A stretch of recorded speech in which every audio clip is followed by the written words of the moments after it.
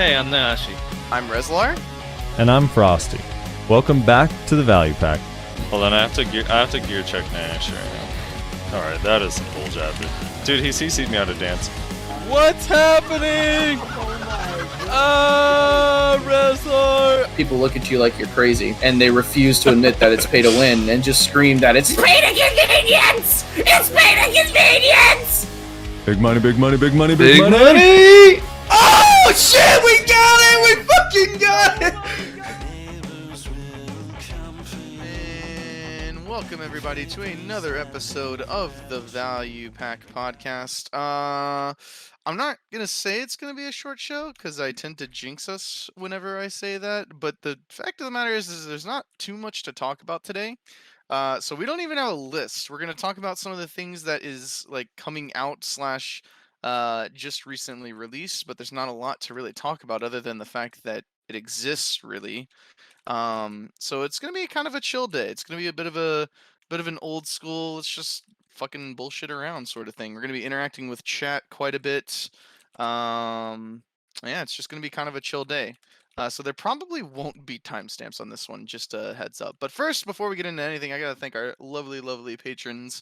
Garmouth.com, Hawaiian, I Has Issues, Jeremy Johnson, Callahad, Lord Carrot, Maywaz, Melt On Your Mouth, Minaria Slytech, Talus X Septum, thanks, and Wavesy. Appreciate you guys for what you do, as well as everybody else who supports us on Patreon and who supports us on our individual Twitch streams. We appreciate what you do. All right, so let's just, I think before we just kind of break loose into chaos, we should at least briefly touch on the stuff that is coming slash is out, right? So that would be Mansions, Ataraxian, which obviously we've talked about in depth on previous podcasts. The new boss scrolls came out, big QOL change to boss scrolls, and the new boss. So, Frosty, would you like to take the lead? Yeah, let's just begin with the mansions. Who of the three of us are actually going to pay for a mansion? I guess it depends on what it can offer. Like, if it's going to give some, like, I don't know, some sort of benefit. What are you talking about? It offers role-playing benefits. Yeah, right. Well, No, I mean, I don't know. It really depends. There's an NPC in there that gives the Carolyn's buff, but for an hour instead of 30 minutes. It's like, that's then, actually pretty good. then then I might get it. I think he's saying hypothetically speaking. Oh, yeah, I was going to say, if that's true, like, I'll probably do that. No. I'm saying if it did something like that, then maybe I might get it, because that kind of sounds like a nice little thing to have. Yeah, could you imagine having that fucking crit buff for an entire hour grind? That would be fucking dope. Yeah, I do. There's a lot of people that actually do like enjoy the whole like house decorating and all that stuff.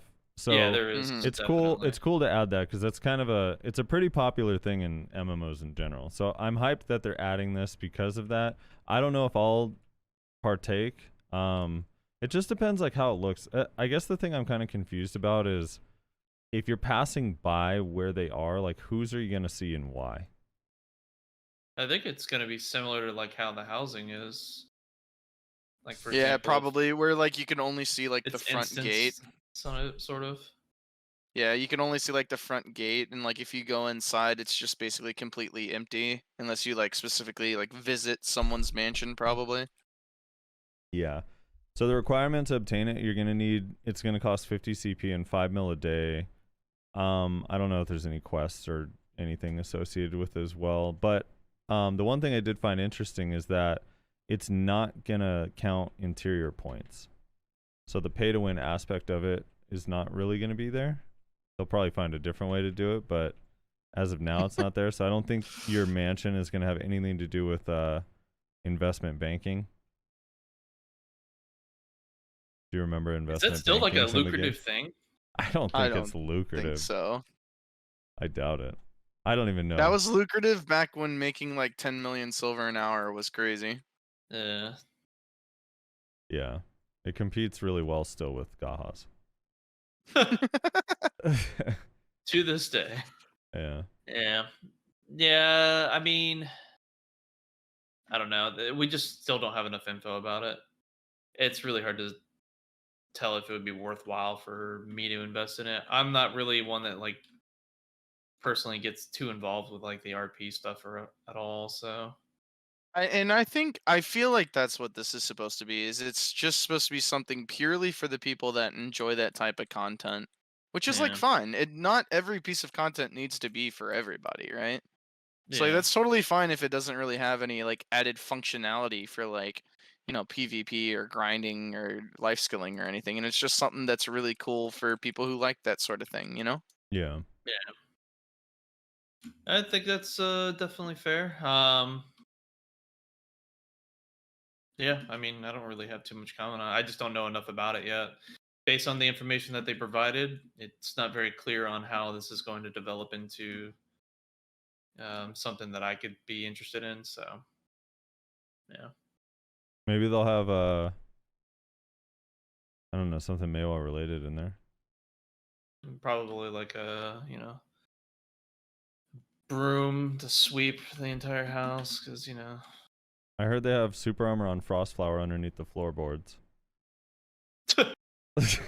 I'll be searching. Yeah. Yeah. You never know, dude. You never know. Never know.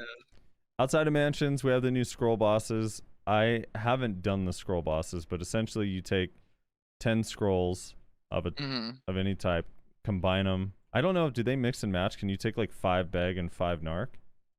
I haven't heard believe anything like I that. believe it's any type of like scroll. Yeah. As long Really? as you have 10 of them, I think so. Yes.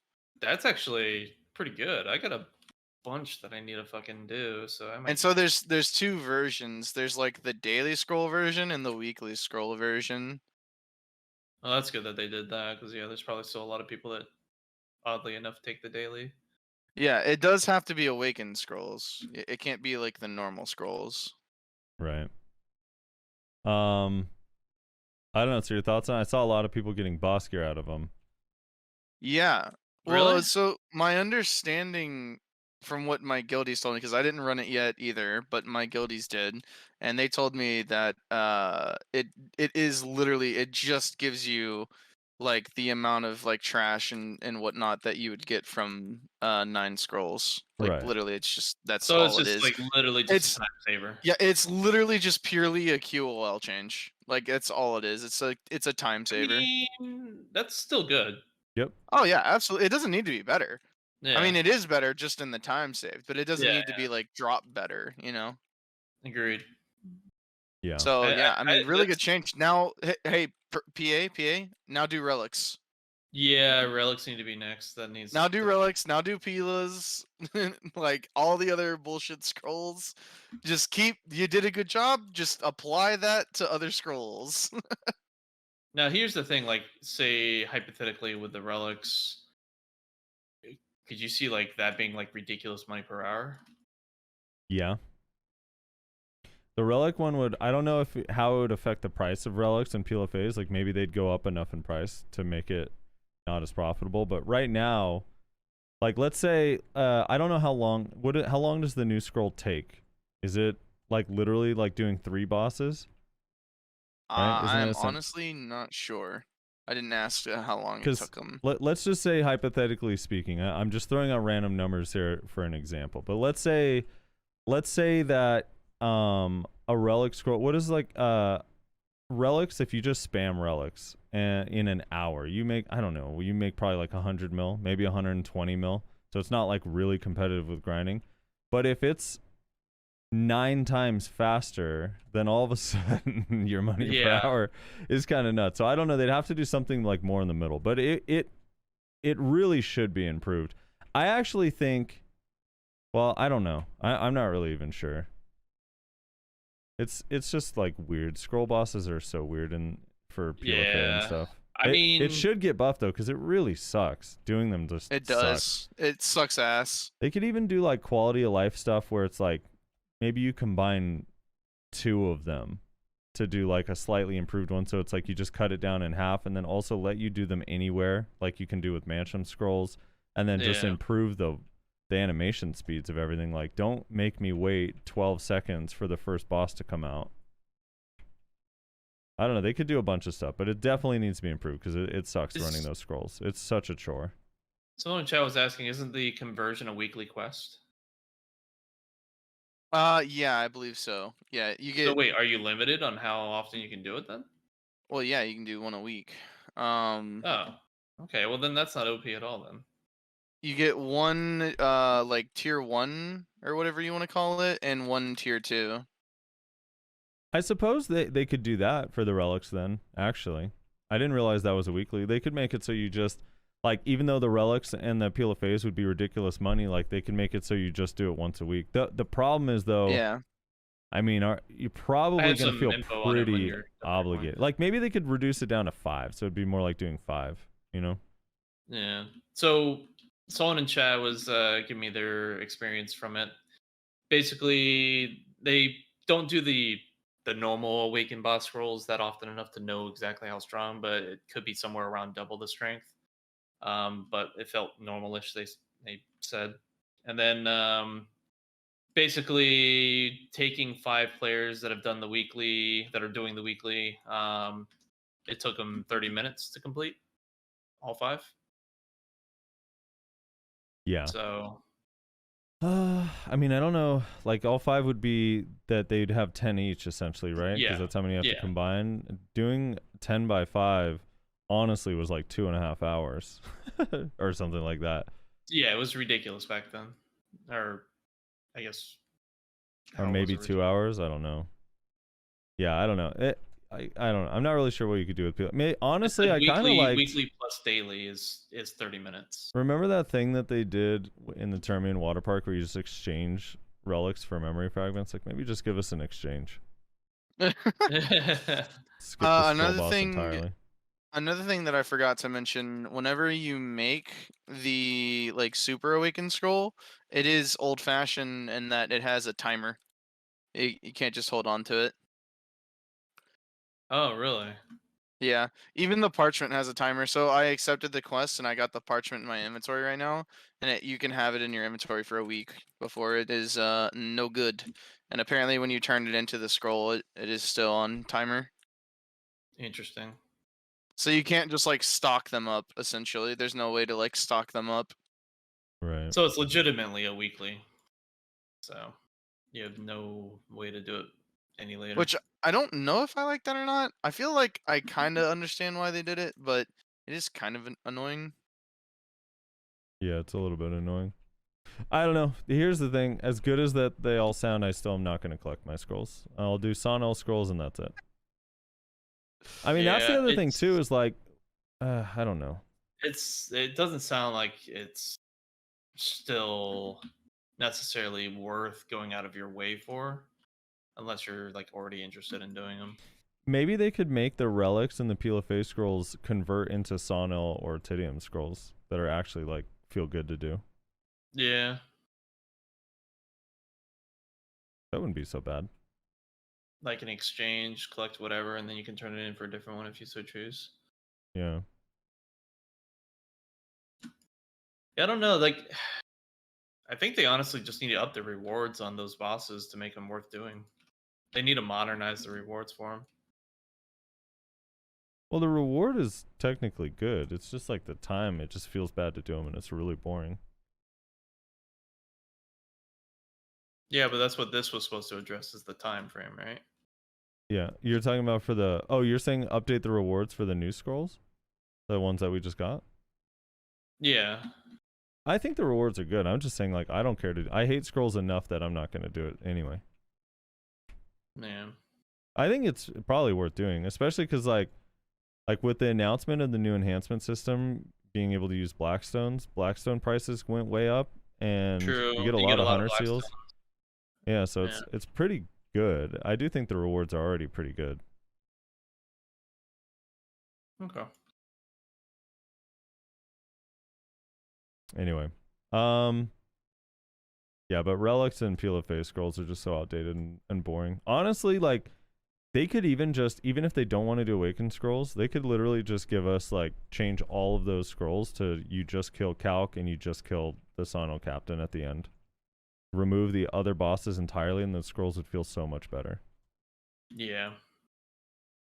Like honestly, the Sun El boss, he's basically like the more modern version of it right now. Anyways, just utilize him fully. Yeah. All right. Outside of the scrolls, we're getting Ataraxian on Wednesday. They've been giving us codes and stuff and teasing it and reminding us that the dungeon is coming Wednesday. Are you guys hyped? I'm pretty hyped. I'm pretty excited to get in there and see what it's about. Me too, dude. Me too. Even if it's like, I know a lot of people are saying like it's like DOA content and this stuff, but it's like at least it's content, man. Yeah, I'm really curious if it's like I'm because I'm pretty lazy for doing stuff, especially if I have to get a group together. I'm not super into dungeons and stuff, but I'm actually really excited to see if like after the first time I go, am I gonna be like, dude, does anyone want to do a scroll or anyone want to do it with me? Like, I'm curious if it's gonna actually be something I want to do again. Yeah. So we'll see. Some that I was talking with Shaky about in regards to like the group content stuff, and he brought this up in his video, but he was talking with me about it. Basically, you know that idea that they mentioned during the Hideout Ball, where basically you would randomly get some private grind zone Mm-hmm. type thing. Why not? Because like the Private dungeon server, not ground zone. You'd get a whole server. Yeah. So to make like, you know, these duo spots or group spots in general like more rewarding and whatnot, you can make them more exclusive, but also like maybe because I hear the rewards on this one is actually pretty good, but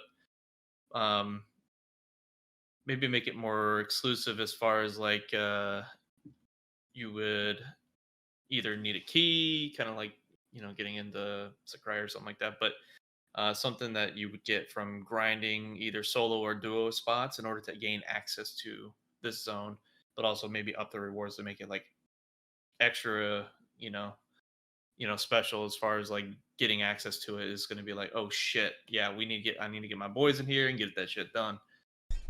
I don't know how you guys feel about something like that. I just don't know what it addresses. What problem is it fixing? It will make those access points, those keys or something like that,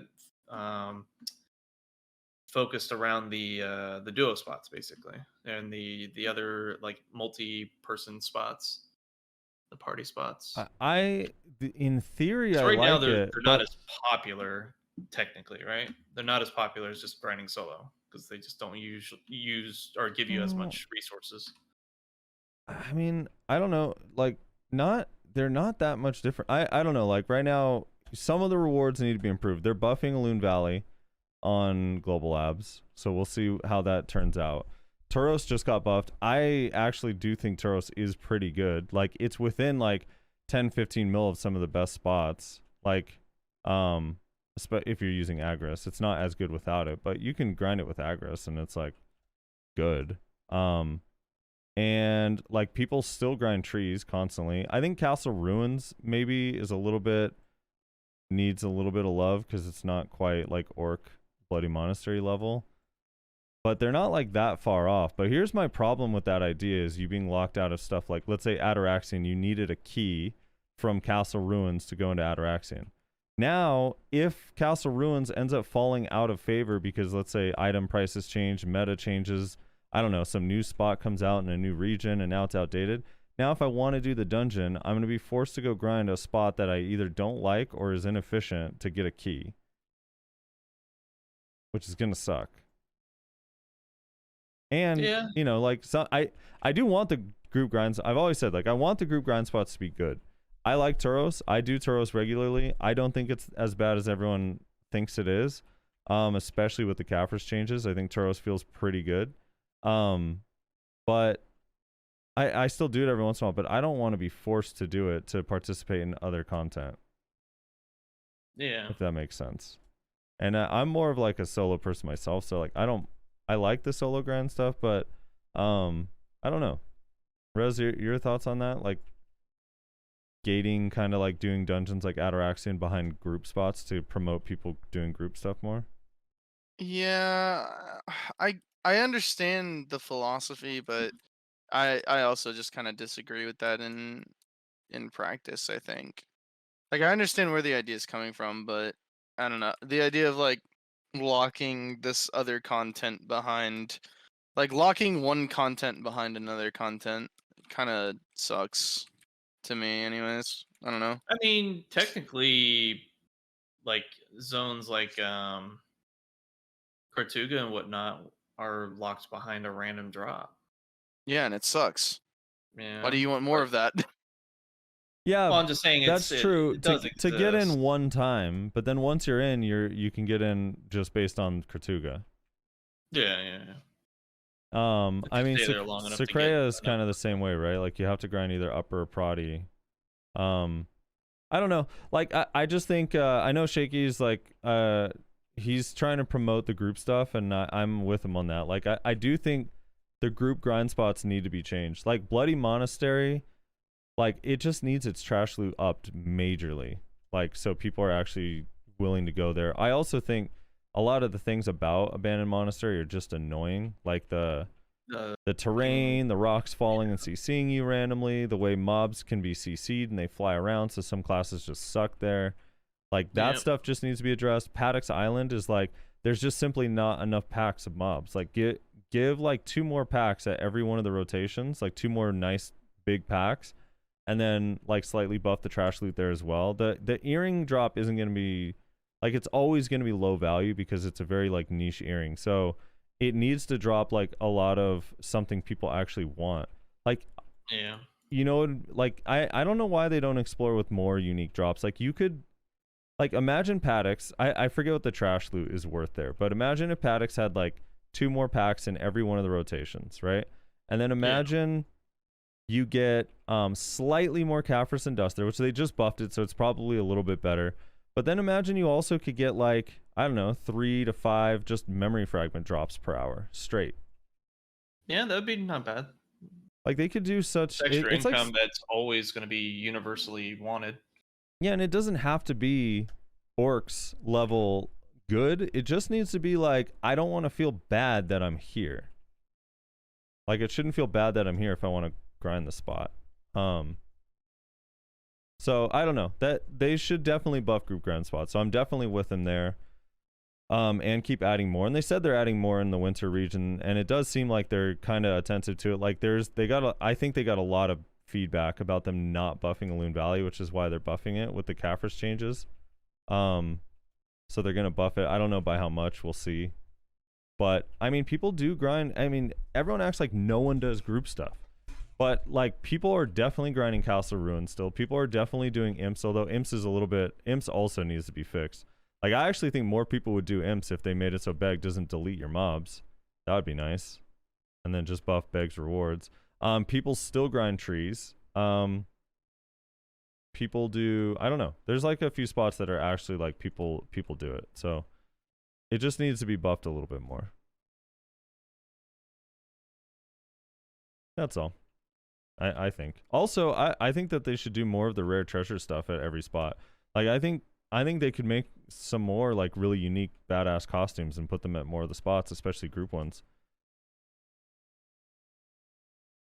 Maybe you could do at Castle Ruins. They could even do like I'm back. like kind of bullshit costumes. Like they don't have to be like super badass. Like you could have like a costume that makes you look like the mob at the spot that you're grinding, right? Just something like really simple and basic that, you know, doesn't have to look super badass and like holy shit, but it's more of like, yeah, that's funny. You can look like a fucking Shira mob or something, right? Yeah. Like just something silly like that maybe some people would be like, "Oh, I wonder what that costume looks like. Like, let me go grind that." And it doesn't have to be like super difficult, like pot grind difficult, but like, you know, I don't know. Yeah, it'd be kind of cool. Yeah, I agree. Like more in-game costumes for like grind spots would be really fun way to try and get people interested in locations. Like what if you could Yeah. look like a mob from Abandoned Monastery? I think that'd be pretty neat. Yeah, or like Kelly's pointing out, like something at Gyfin, dude. Like if there's some Gyfin mob type Yeah, costume, could be sick. too. exactly. Yeah. Yeah. Like that'd be something neat, and it wouldn't require a lot of effort to like develop because you can just like put fucking like mob assets on characters essentially, right? So it's I not like don't it's know. I that mean, hard. they had a whole costume task force, and they're still only releasing one costume every 3 weeks. So maybe it is hard to develop. It's definitely more complex. And it doesn't even have to be let full on, I believe. costumes. It can be like pieces. Like maybe you give like you have a Tauros headpiece that just gives him your character like horns, right? Like it could just be like small things like that, you know? Dude, a Tauros headpiece mask would be so epic. Actually. I'm just saying, like, there's a lot of things that they could do in terms of like in-game cosmetic things that would be like kind of fun, like kind of silly at times. That would, I think, incentivize a lot of people to go and like grind some of these locations that maybe aren't as good as like the top of the top tier. You know? Yep. But also just buff their trash a little bit. You know, Yeah.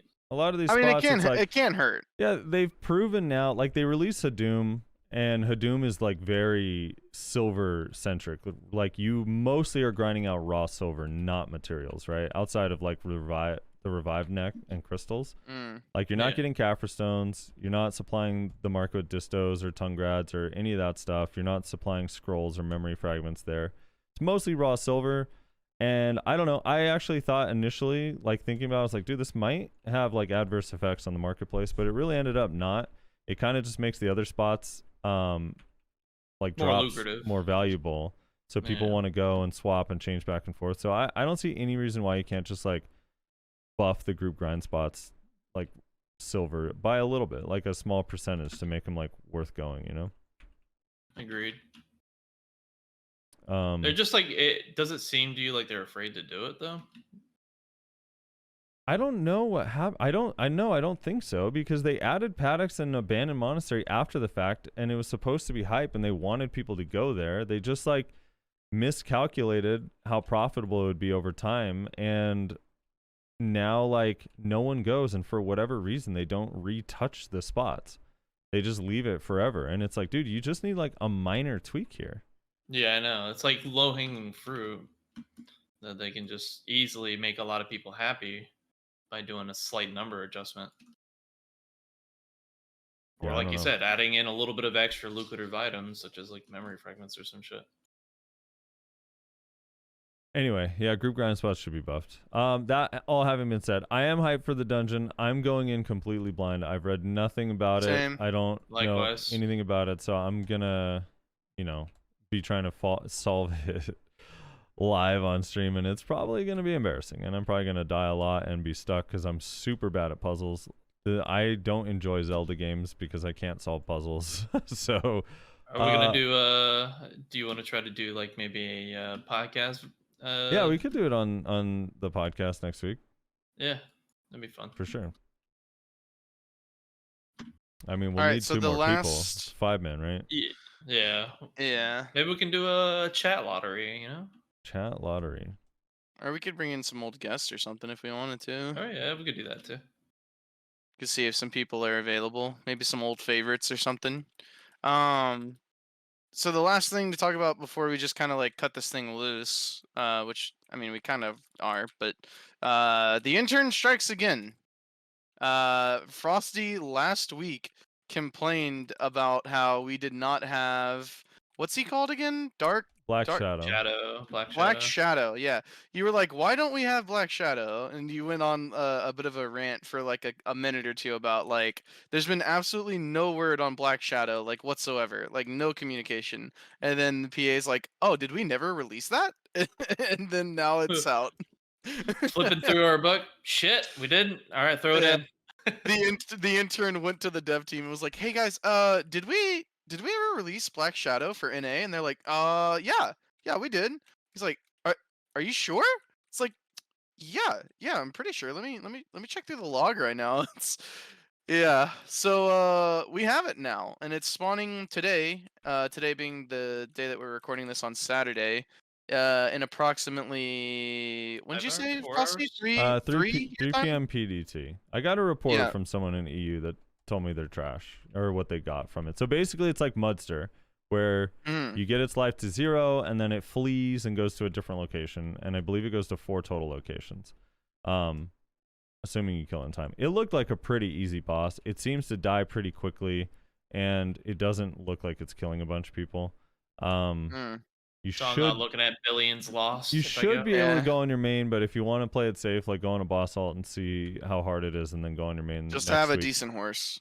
Yeah, just have a decent horse because you have to run place to place. But they said that to kill all 4, it took about 15 minutes, and they got between like 90 and 110 ancient spirit dust, a couple of fail stacks, and then like hunter seals and gold bars. So it's Did not. anybody get bad. enhanced Black Star gear? I don't know.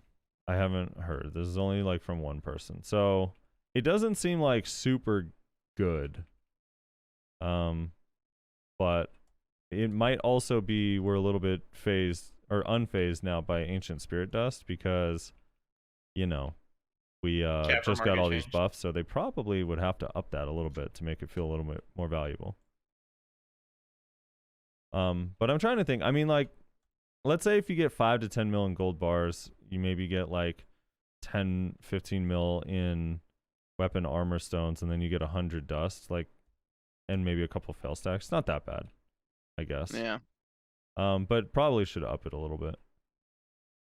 I like the idea of getting the fail stacks, dude. I hate fail stacking, so give me some free Yeah. stacks. It can't be worse than going to Garmoth or Vel and just getting basically nothing for months on end. Yeah. Anyway, the reason why I was complaining about it, it's not like a boss I've been dying to have or anything like that, because I don't really care that much about bosses. It's just like it's a really, really basic, simple field boss, so it never made any sense to me that they're like holding on to it. Well, and also again, the lack of communication. The idea of like, okay, this thing has been out like on KR, at least I think it was KR, or was it Global Yeah. Labs, No, for no, like a KR. really long time. Yep. And it was like, why don't we have this? At least give us a reason as to why like our region does not have this thing that has been out for, I mean, months, if not longer, on Yeah. KR. And there's just silence, and then they're just like, oh, well, yeah, there you go, you have it now. Yeah. Now just tell us what happened with Chaos Rifts, and I'll be good to go. 'Cause Chaos Rifts sounded fun as hell. KR Did that doesn't get, even have did that, that get do they? nixed don't as know. well? I don't know. I mean, I don't I don't remember think if KR KR ever has got those. it. They might not have ever gotten it, but freaking like the idea of it was really cool. Maybe it ended up being too chaotic. Well, like too God much. forbid the Chaos Rift be Well- chaotic. too much chaos. Maybe it ended up being too clusterfucky, you know? Too much chaos, not enough rift. Yeah. I would randomly jump around back to a few points, but this can actually lead into this.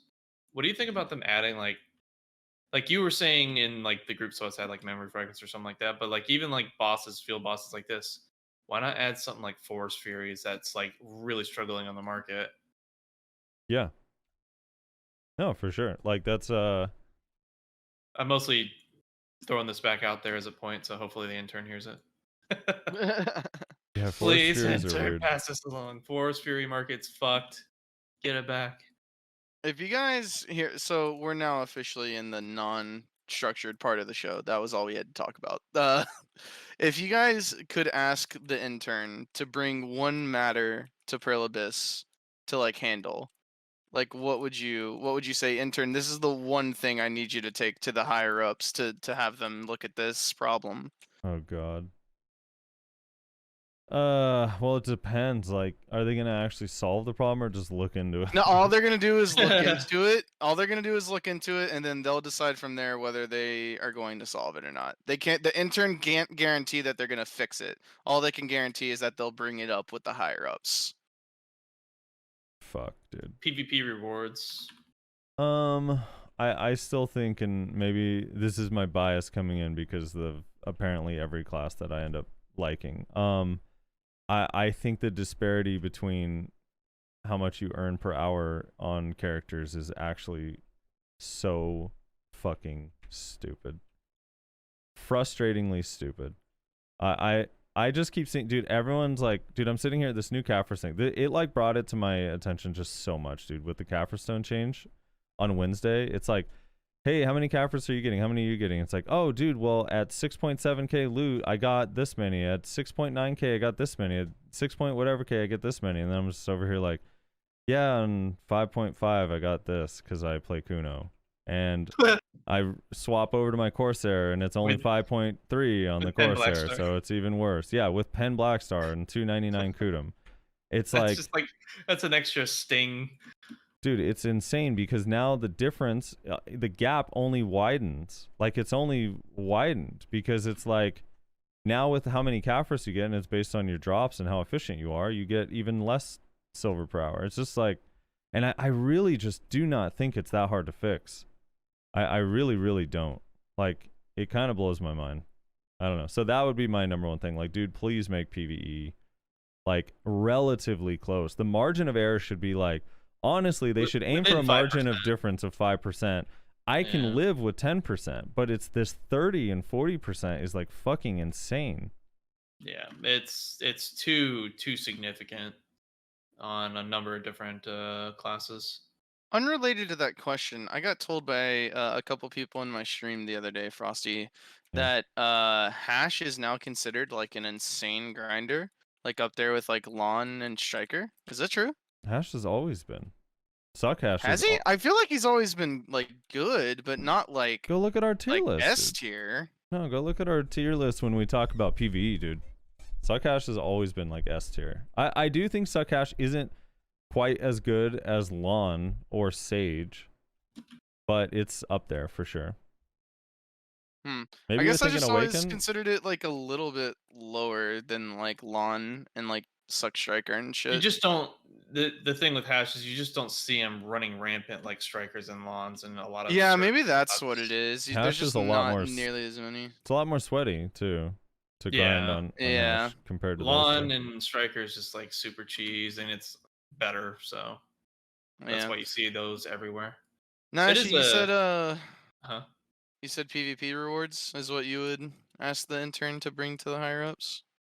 Yeah, I mean they did kind of like with the announcement of the node war changes that they planned to do, and they started like slowly implementing it in global labs or whatever. And Right. we're all interested in the new shop, where we can get like the 1% extra attack speed on our awaken gem and whatnot. That's pretty awesome. But the money, specifically the silver, it needs to be rewarding, and it's just not right now. It's when people decide on whether or not they should go do a node war PvP or just go grind. Value wise in a game that's focused around progression is always going to be grinding's going to be the better. It's just whether or not you feel like sacrificing, however many hours that it might take to do the PvP that you're interested in, instead of doing grinding. Miss out on potentially a billion worth of silver and grind, or less. Obviously in most cases less, but yeah, it's just like they need to make it more rewarding, more like feel like it's not such a big loss for me to go PvP and have fun. And I can still feel like I'm going to continue like my progression in some capacity, maybe not necessarily as good as grinding, that's fine. But it's just kind of like unfortunate that the silver you get for doing like node wars or siege or whatever is just like awful. It's like Right. beyond the PvP balancing issues and whatnot. This isn't even related to that, but that's like its own beast. Beyond that, it's just not lucrative to do node wars and large scale. Now, me personally, I've been getting back into node wars because I'm actually enjoying it and having fun, and also it helps me like focus on like, okay, I'm getting my ass kicked here. I need to focus on getting more gains. So it's like a motivator for me in a way. Mm-hmm. But that might not necessarily be the case for everybody. Some people are probably like in Frosty's case. Frosty, you're what? How you're not far off from like 700 gear score at this point.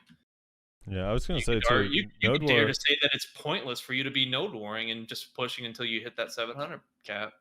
I was gonna say Node War is not just like a small amount of silver. You lose money node warring. Like, Yeah. not even You lose a counting lot. the grind, like just your buffs, your church villa, your giant drafts, your perfumes. If you're using whale pots or elixirs, like Node War payout does not pay for multiple Node No. Wars in a week at all.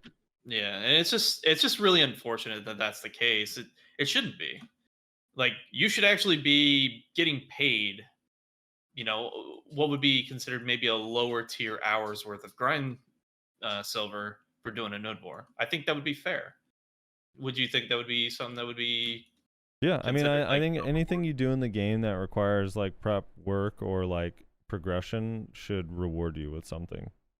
Yeah. I think life skilling, grinding, anything on the water with boat stuff, node wars, siege. I'm like, I don't even know if I want to like buff siege rewards because siege is such an awful experience. I don't want to force people to feel like they have to go ram their head into Medina Castle for 2 it hours needs every other week. things beyond just compensation. Yeah. Yeah, but node wars like actually can be fun, and if it was Node like wars are rewarding, fun. people would. I've been having a lot of fun with APOC recently in Node Wars.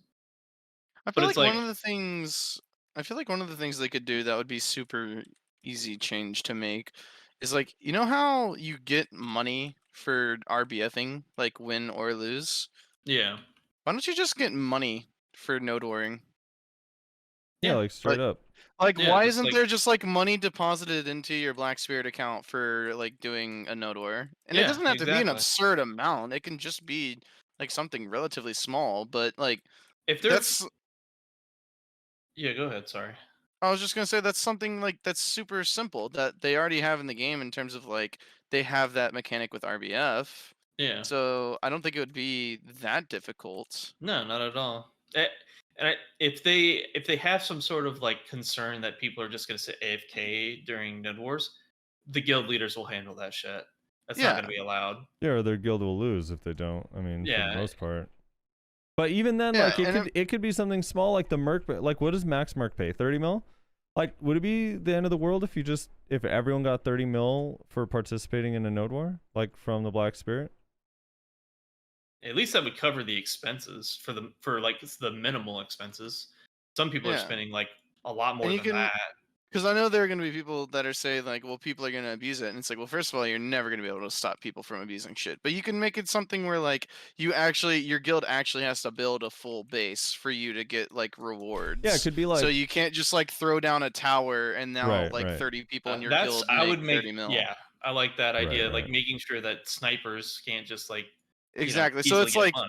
yeah, sure, your guild can like each get like that base like 30 mil or 15 mil or whatever you get just for losing the node war because you placed a stick down or because you placed a fort down, but your guild just lost like however many, 100 millions in guild funds and building like full annexes essentially, right? You Yeah. could do something like that. Yeah, Yeah, it would be cool. I don't think any of that's unreasonable for them to change. It would change the perception and the attitude towards doing PvP, and maybe it would help revive the state of PvP. Like, more guilds would be Mhm. more interested in doing it because they're not getting like, they don't have to worry about necessarily losing progression. They can still get some sort of compensation and enjoy doing the PvP.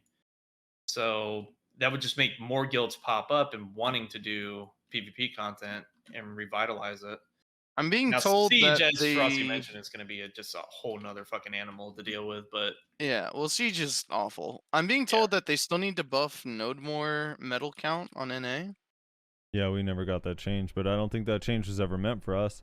I think that change is meant for the new node war system that we don't have because they're limited on how many wars they can do a week. So like they buffed it so they get like 80 medals in a win, but Wow. they're only allowed to place 3 times a week or whatever, and then you're locked into the region, right? So it's like it's a little bit different there. yeah, that's a lot different. Because here, technically, like, now it's still better there. Like, we need the buff. But here, like, you could technically win 6 days in a row and get 20. You know what I mean? Like, you can get a Yeah. decent amount of medals. Like, it starts adding up. But yeah, our But medals. that's a lot of requirement. yeah, it's we definitely need that buff. I mean, we need the whole node war change in general. Like I don't know.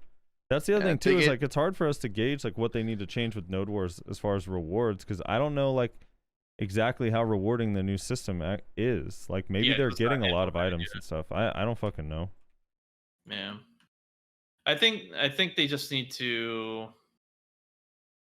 maybe make it so that you get like excessive amounts of seals and whatnot, and then you can exchange those seals for either raw silver or specific, upgrade materials or whatever. That way you can, decide how you want to spend your quote unquote income from the your rewards from the node war or siege or whatever.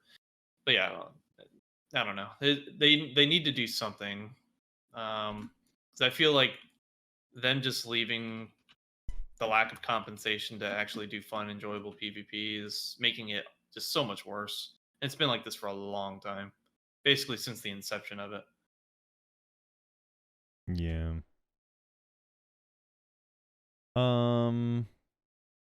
I do think we're supposed to be getting. I think this week's going to be a pretty big patch, because I think we're going to be getting. If as long as they don't skip out on anything, this week we should be getting Ataraxian. We'll be getting the new stat screen. We'll be getting the fossil buff and moving the cleansing guide to next to the blacksmith in every town. And there's something else I can't remember. Oh, and I guess along with the stat screen, the T1 node war like new caps or whatever that'll show like specific. Oh, that'll be good. So we should be getting all of that this week, I think. That's gonna be a huge fucking patch. Yeah, so I mean, those are all good, positive things for the game, for the health of the game. So yeah, that's exciting. It's pretty good. Little bits at a time, they're dealing with some things for sure. Yeah. There's just a lot to do. I understand they don't have the time in the span of a couple weeks just to address all these like player pointed out issues, but yeah, hopefully over time they address them all in some capacity. So let me ask you guys this. Here's a question that I've been dealing with this a little bit this week. I've been talking about it a lot. Nash, your close friend Musasin is he kind of like stemmed the idea in my head first, because it's at least once every 2 days he comes in complaining about Musa and about how Musa sucks at this and that, and then the comments, and he's not the only one. I see people from almost every class except for like the top 3 classes complaining about things that are wrong with their class and like what needs to be fixed or changed and all this stuff, right? And they need to fix and change stuff. And like, but right now we have this class rework coming up in October. Yeah, I was telling Musasin this, and I'm going to live by this as well. I was saying, listen, you have been complaining about your class for 2 years, right? Like you have been like everything about the class. You don't like this, you don't like that, you don't like this movement, you don't like this balance, you don't like it in this situation, you wish it had this, you wish it had this. Like the list goes on and on and on. And I totally understand his frustration, and I get it, and it's valid and fair. But at some point, and they're doing a class rework coming up, and I was saying I'm going to do this with Kuno, and I recommended to him he do it with Musa. If the class rework comes, this is like their big change, right? This is going to be probably the most significant balance change. I don't know, maybe since the CC changes, or maybe since like at least somewhat competitive with like the May 26 patch that changed a whole bunch of stuff, right? Yeah. If you're still unhappy when that comes out, like you have to just change what class you play, right? Like, so I was saying if Kuno still isn't good in PvE after the reworks, or if I'm still frustrated with it in large scale, I'm just going to roll off Kuno forever. It sucks, and you shouldn't have to. That is 100% true. But at the end of the day, you're playing a video game, and if the thing that you've chosen to play, even though you like its style, sucks, and it remains sucking for years and years, like that's like your life. That's time you just don't get back.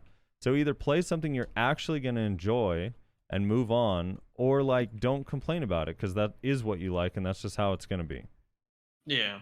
You know what I mean? No, I agree with that. And I think we talked about this during the week or something like that. But yeah, I mean, I kind of have the same feel. I mean, I complain about my class, but I've never been to the point where I'm gonna roll off it, you know? Like, but yeah, if it's to the point that even after the reboot, the devs have decided on a certain direction for the class that just doesn't correlate with how you feel and it needs to be addressed, then at that point you got to kind of cut your losses and move on. Yeah, like I get the style thing. It's like, well, but I like the Musa style, and it's like, well, there's 23 classes. yeah, there's like there's 4 so classes many- with Musa's style, so you there's so can many still play classes that at this style. point. I mean, Kuno is like, I mean, now like kind of the same thing Kuno does. You can do with Awakened Sage. You can do it with Ninja. You can do it with Nova. With Musa, it's similar to Nova and Mewa as well. Like, there's a lot of classes that are similar, and at this point, it's like, dude, I'm not gonna sit here. And I do the same thing. Like, people who watch my stream all the time know, like, there are definitely times I get sucked into this rabbit hole of complaining about Kuno because I start getting frustrated, and like, I don't know, I hate how I sound when I'm doing it. No one wants it. Your friends are sitting there playing with you, especially if you're PvPing. No one wants to sit there and hear about how awful your class is when you're hanging out with your friends all the time. Like, occasionally it's fine, but eventually, like, dude, I don't know, like when you're PvPing with people, it's just sitting there complaining about your class constantly. Like, eventually you just grow so tired of hearing it. And it's like, dude, I just don't PvP with that guy anymore because he just bitches and moans constantly. And it's just not fun to PvP. Like, or you have to sit there, you PvP with someone, you have to hear about how your class is too strong and it's not fair and this and that. It's like, eventually it just is exhausting and annoying. And for your own sake, like, dude, you're not having fun. You sound like you're not having fun. The only thing I hear out of you is that everything on your class sucks. So just play a different class and like enjoy that. Also, it's like a learning experience for some. Like, I mean, I reroll a lot, right? And there's definitely times where I'm like, I wish Kuno was better in this, and that, for sure. There's like a million changes I would make. But then you like, appreciate some of the other aspects. But then you learn to appreciate some of the stuff when you play other classes because you're like, oh, like every class has like a bunch of these little problems and quirks that are like, make it weak here, weak there, or you wish this was different. It's like, it does kind of give you a different perspective. Yeah, or you play Sage and you realize it has no flaws, you know? Yeah, it literally has everything you could want and more, like range grab, the other thing that people got to realize is like, just because you reroll off of a class, it's not like you can never go back if you end up missing it, or if you play another class, you're like, this class also fucking blows. Like, there's no reason you can't like tag it or just reroll back to it, or just like, this is a game about options. This is a game about like decisions, right? You have a lot of options. You got a lot of decisions that you got to make at every fucking turn in the road, right? There's a million goddamn forks in the road. And it's just, I don't know, like, there's plenty of ways to get around, like, being upset with your class. But unfortunately, like, there's only so much that, like, complaining will, like, do. Now, I'm not saying, like, don't complain, but, like, at a certain point, like, it's just not effective. Like, if you tell PA, like, constantly, like, hey, this is a problem, hey, this is a problem, hey, this is a problem, it's like, you know, if they don't want to listen, they don't want to listen. Like, at some point, you just got to be like, all right, well, I guess I'm just gonna move on then. Yeah. I mean, that sucks that they aren't listening, but you can't change that. Also, I never got to say my thing that I would tell the intern. Hit stutter. Get rid of it, please. Oh, for the love of God. 100%. Please, for the love of God Almighty that I don't believe in, please get rid of hit stutter. I swear, dude. Hold on. I want to let me answer this question from chat because in I'm Smash Plays Musa is saying, is the class rework damage /SA/iframe edition, or is it a complete overhaul of their playstyle and moves of that class? So their exact quote on it was let's see, where is this? Classes reboot on the 17th. They said that they'll change things like hit rate and accuracy, better skill effects, attack range, and update unused skills, as well as adding inherent traits to other classes similar to like how Sage can open doors, etc., etc. They also said at some point during their discussion about it that they're going to maintain, like, for people that like love their class, they're going to maintain like the thing that makes that class. Yeah, like the style of the class isn't going to change. So the rework's not supposed to be like, oh, they're redesigning this class from scratch and it's going to be completely different playstyle. It's just that's not gonna happen. It's just supposed to be like an update. Yeah, the identity is supposed to remain the same. Or at least better define the identity if it's currently like in a weird state. So the hit stutter thing, I wanted to address this because like I'm trying to figure. So obviously, like I also I've always wanted like the hit stutter thing changed, especially for like the classes that deal with it more often than other classes. But there are some. I'm wondering why the issue is the way it is because. So, for example, I feel it a lot on Corsair's forward E. Like when you are being hit by stuff, your character literally just stops in place, right? Yeah. And your character stops in place while you're moving around, even though there's no objects or anything in your way. But the thing that I find really odd about it, because, and this is, I guess, a benefit of me re-rolling a lot, I don't feel that at all in Tendon Cutter. But it is a major issue on the Mermaid skill. And I'm wondering what is different about those two skills that I don't stop in place on Tendon Cutter, but I stop in place repeatedly on the Mermaid while moving around. I mean, Probably I think the it's number of obvious frames. that Tendon Cutter needs to get nerfed. I think is the obvious takeaway from this. Well, they're literally both just super armor movement skills that don't have collision. Like I honestly think it's the number of frames that are involved with the actual animation of those respective skills. I think Tendon Cutter just has less overall frames. I mean, if you look at the skill, there's less visual effects involved with it, right? I mean, who knows? comparatively. Like even on the same class, so like hit stutter is brutal on Berserker. No iframes. It's just SA everywhere you go, right? So like even on Zerker on one class, like Lava Piercer hit stutter, pretty brutal. Does not even compare to the hit stutter on Predatory Hunt. Hit stutter on Predatory Hunt renders that ability unusable sometimes. Like it's so bad. And I don't understand how or why it's not like the same. Like that is really weird that it like varies from skill to skill. But it's like it's not even like a class thing. It's just like some skills just have it and some skills don't and some skills have it really fucking bad.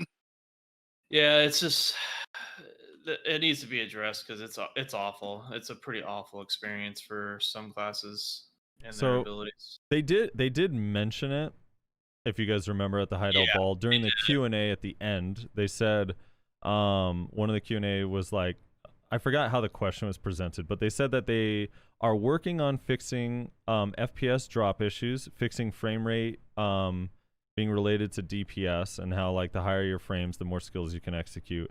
And they said they're also trying to fix issues where speed is affected by being hit. They said it's a work in progress. It'll take some time.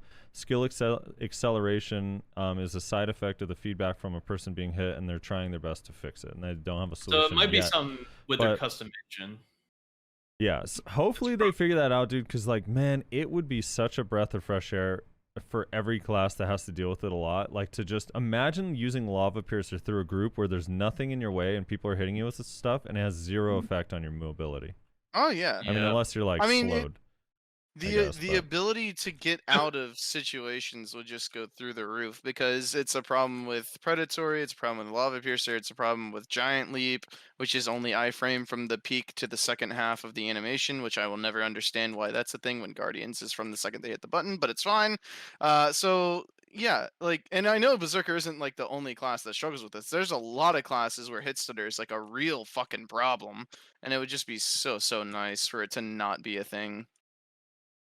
Yep, I agree. Like it's a problem for my class in some aspects as well, but yeah, it's every class is dealing with this in some capacity. Some more so than others. It just needs to be addressed. However they need to do it, please.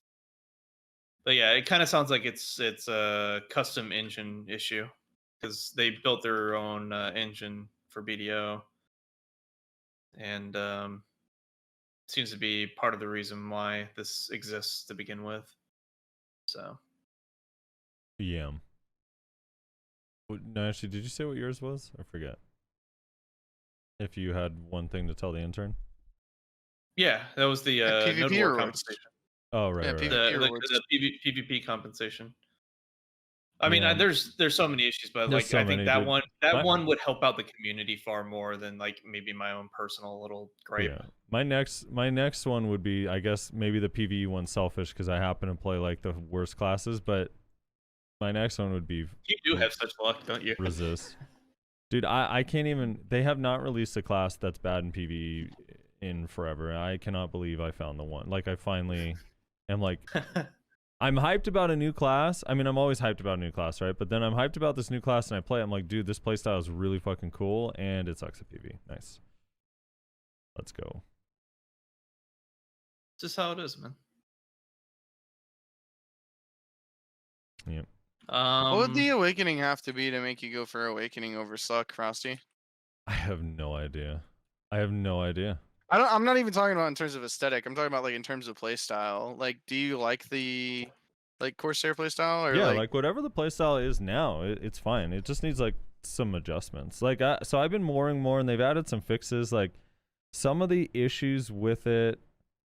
So here's the thing again, and I caveat this anytime I give feedback about this class. I don't think you can change any PvP damage until the class is completely out. Yeah, just that's because the problem. It could have, like, every class that does a lot of damage has like that one or two skills that really kind of carry its damage. For example, like Zerker. Like, let's say if we were judging, if Zerker was a new class, right, and it didn't have bombs, and it didn't have seismic blast yet, like, you would probably be like, dude, this class kind of sucks in Node War. But then, like, you give it its bombs and you give it seismic blast, and that one skill can make it feel a lot better. So that's why I'm like, you can't, like, imagine if they buffed like Titan Blow or like Devastation to all be the same damage as Seismic Blast and then release Seismic Blast right after. You know what I mean? Like, I don't know, it'd be cracked. So am I the only one in thinking that skill is like ridiculous right now? No, it's really strong. Ridiculously fun. It's just like there's like the animation for it is so quick and you just absolutely fucking obliterate people with well, it. it's quick if you cancel it, but there's a lot of skills you can cancel into it, so it's not that difficult. But yeah, I mean, that's why I said when it first came out, like, I'm surprised it hasn't gotten nerfed, honestly. No, it's I don't know. Like, maybe if it becomes like legit oppressive, I still think right now my only gripe with Zerker is like I just think Q buff is insane. Yeah. That's all. Well, everything I would else, agree with that. I'm fine with it having the low cooldown Seismic. Like, I defended Seismic before. I think Seismic makes the class fun.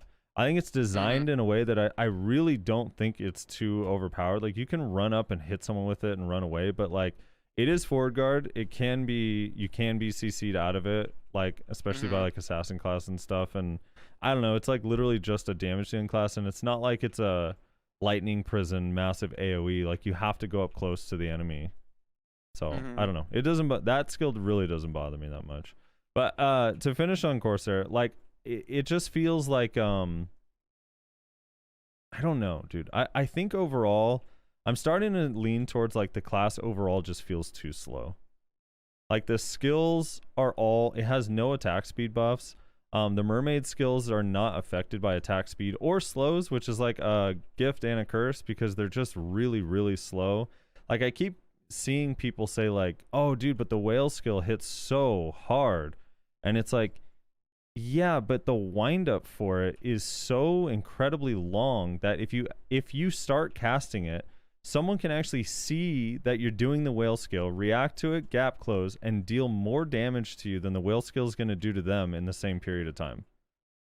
Like, so it does like hit hard at the end of it, but it's like the wind up is so incredibly long that it's like not really, you know? I don't know. So, but again, I don't know. Like, it feels a little bit like a speed issue. It feels as slow as Mystic, but it has no protected CCs and no catches. So, I don't know. It's kind of odd to me. It's in an odd place. Again, maybe one of the C skills is going to give it an attack speed buff, which actually would make a massive difference in how this class feels. So, anyway, I just want it to be out, dude.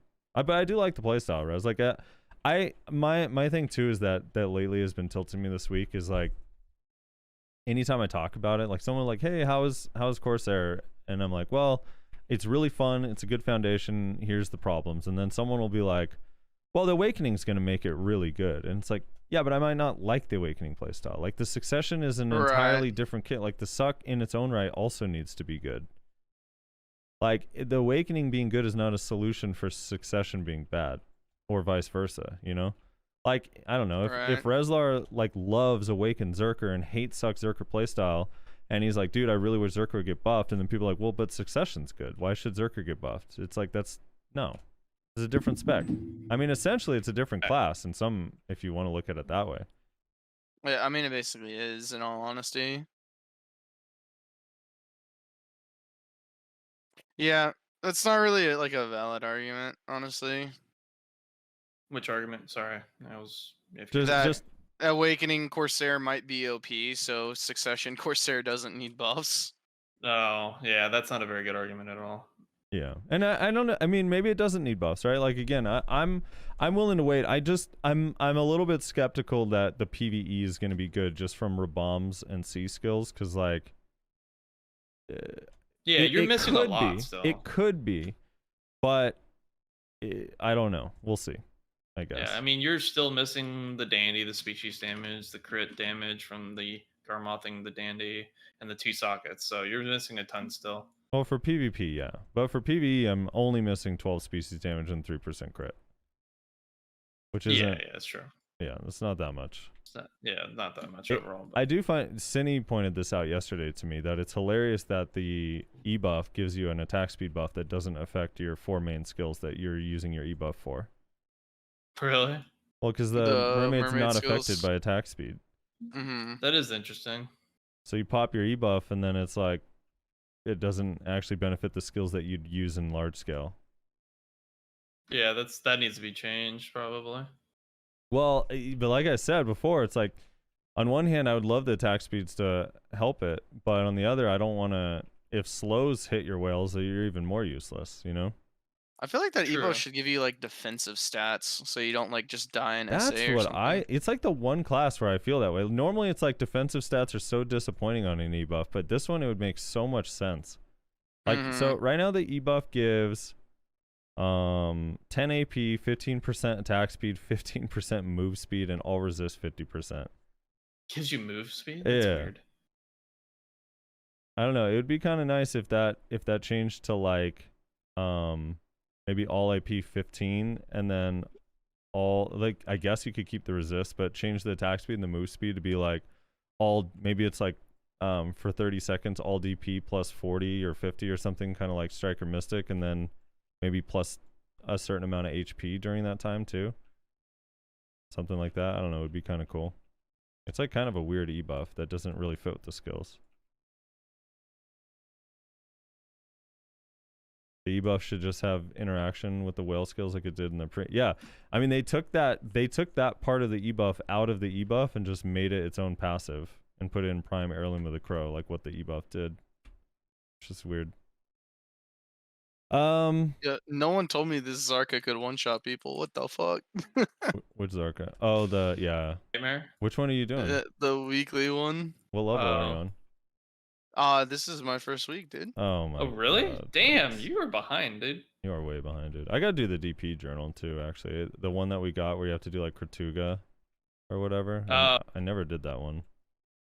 Wow. I don't think I ever did that one. I did it. I got that shit done.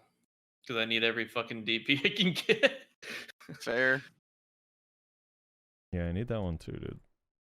It's gonna buff my gear score. What's your Nova DP, Frosty? 381 right now. Jesus. I think, what's the bracket? 383? I think it is, right? So I'm 2 DP Probably. off. But after I get my Voltara, it's gonna be super. I'm just gonna start Caphrising.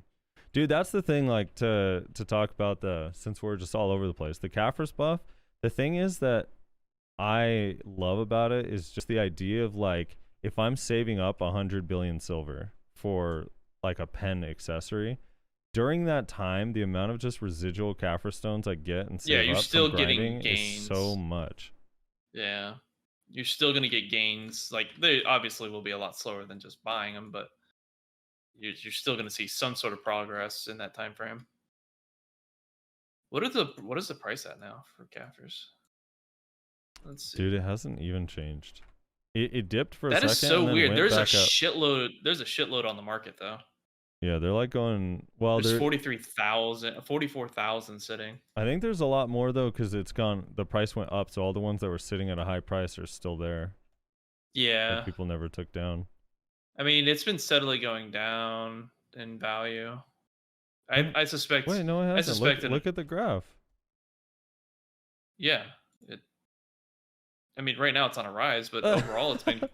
Well, no, yeah. look at the graph. You know, look at the graph yourself. I Look- did, but the only Yeah. reason it went down is because the announcement, and then it came out, and now it's going back up.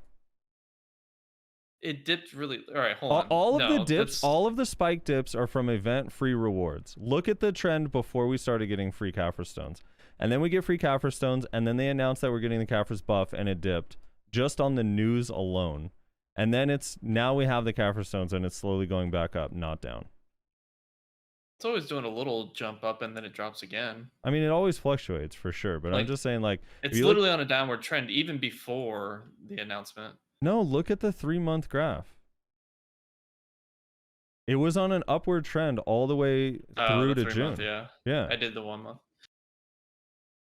I don't know. So I'm actually, I mean, with Aloon Valley too, there's a lot of people that do Aloons, and a lot of the people that do Aloon already have C20. So they'll probably be selling a lot of their Kaffir stones when that buff comes out. True. I don't know. It's so weird. I wonder, have you gotten an update on when or what the KR one is like? I wonder what their market looks like today. I didn't ask this week, but I could find out. But I mean, it's hard to say. Like, I mean, blue would probably be a better one for me to ask, anyways. Because didn't he say to you last week that it kind of went up and down throughout the course? Yeah, of he like was saying a day it went or up something and like that? down, but I think because it's like, it's not like everyone suddenly has thousands of Kaffir stones, right? Like we have to slowly get them over time. So I'm wondering Of if theirs course. is starting to go down or if it's maintaining or what. Yeah, 100%. So yeah, it'd be interesting to see. I feel like the price has to go down after like a week or two, right? I would think in my head that's how I picture it, but I don't know. I don't know. Maybe more people are starting to like invest in Kaffir since the price is quote unquote getting lower. So more people are buying, and it's just constantly keeping the price at its current state. You know? Yeah. The other thing too is like once the drop rate buffs ends, like we're gonna get fewer Kaffirs per kill. So True. what are some of the crazy numbers you've seen as far as like an hour at a certain place? One of the ones that kind of blew my mind, Zethian had 2 hours at History where he got 40 Kaffir stones. Holy Each, shit! like 40 each hour. I mean, the numbers I've seen aren't anything special compared to what you've seen. Like you've probably seen all the same numbers that I've seen at this point. I think the 40. I think the highest I heard from Sakraya was like 54, but I haven't heard anything higher than that. And that seems really high. That might have been on Arsha. I don't know for sure. The only numbers I have is the ones Stars that I in is like did. 20-ish. Is what So yeah, I've been hearing. I've gotten more than 20 at Stars End in both my hours. I got 37 Really? in 1 hour and 31 in Yeah. another. I've Wow. heard people getting pretty insane numbers at Stars Inn. I haven't actually seen it, but that's just what I've been told. That's pretty ridiculous. If it's like 37, close to 40 like that, that's insane for Stars End. I think it's probably like without the drop off, it's probably around like 28 to 32. It's probably going to be where people I think that's get. probably fair. And then Amortak got a good amount too. He got like 38 or something in an hour on the tower. He only got 4.8k trash. He was RNG carried as hell. He got 38 Kaffir stones, 4.8k trash, and 2 distos. Wow. Yeah, I mean, like I said, I did that hour at Tauros earlier, but that was with quests, the 4 daily Tauros quests you get. But I think I ended with 70 something Caphras, and I don't remember how much dust is quite a bit, like maybe somewhere around 50, I think it was. I Yeah. don't recall. But that's of course with the dailies, which I don't recall exactly how many Caphras those give. But 16 at Turos. So you still got Okay. quite a bit. yeah, Yeah, no, it's a lot. I had I don't know, it's a lot. And yeah, there is a 50% drop buff, which you can replicate with either popping a temp buff or grinding on Arsha or having an old moon scroll or even more a J scroll. Like it's not like that unusual to like get those drop buffs, honestly. But they are inflating the numbers a little bit for sure. Yeah, 100%. But the numbers are still like way, dude. I honestly at every spot they're way crazier than I thought. Like some of the Marie Cave numbers I've heard are nuts, dude. People are getting like 70 Caphras stones there. Are you serious? I'm not kidding, dude. Like Marie Cave is like cracked for Caphras stones. Isn't that like a season spot? I mean, it's a whatever. It's a everything spot, but it's a popular spot for seasons because it also drops a lot of time-filled stones. I wish we had the normal Schultz too. I'm really curious how Schultz would be. yeah. That'd probably be cracked because the density for Schultz is insane. Yeah. What's my trash per hour at Secreo, of course? They're generally between forgot. 5.1 and 5.5, depending on how lazy I am. What's up, Russ? Did you guys want to do these darkened scrolls? Because I took the weekly already. I took it yesterday. So I'd be interested in doing it. I'm literally wrapping up this loot scroll in 7 minutes. And God knows I have plenty of fucking scrolls to make this shit. I have 35 Ergons, 104 Ronins, 72 Manschwams, 31 104 Thonals, Ronins. 8 Tidiums, 20 Muskins, 61 Giats, and 106 normal Sonal Siege Captains. I have quite a bit of scrolls too. I have but not 0 near- of all of them. I have 3 Gyfin, 1 Ronaros, 11 Overgrown Chicken, 1 Mansion. I don't take the fucking chicken. Fuck that bitch. 13 Fogan Chief, 2 Witch, 1 Imp Captain. Frosty, like do you 20 wanna something. do that? You want me to just leech? I don't have any scrolls. Yeah. I'm Yeah, you saying can we could just leech. do it. We could just do it for the podcast and see what we get from it. You Sure. know? Where do you have to figure go? out how to. Gotta figure That's out a how to good make question. this. So. Yeah, where do you go for doing these, Wrestler?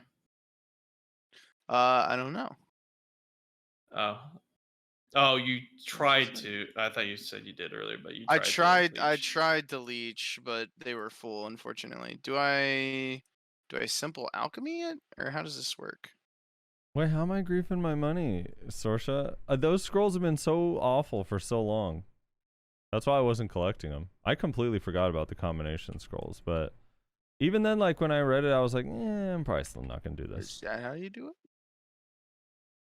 The other No, problem or- too how is did- like not all my classes can grab all the quests every day, since I reroll a lot. How do I turn the darkened parchment into the thing? That's a fair question.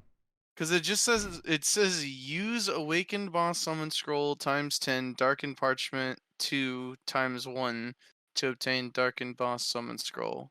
This sounds like a situation that calls for a Chris Poley video. Yeah, someone pull Not that if you're shit gonna up and tell me how to mispronounce do his this. name and call him Chris Pulley. Poley? What is it? I don't remember what the hell his last name is. Polly, dude, like the Pokemon, like Poliwhirl. Oh, is it Polly? That Yeah, was dude. Poley. Like Pollywog, the thing you guys find in your bathrooms in Florida. Do you find pollywogs ever? Simple alchemy. Oh no, Gilles No. saying same as voodoo, simple alchemy, if I recall correctly. Ah. Roslar turned into a monster.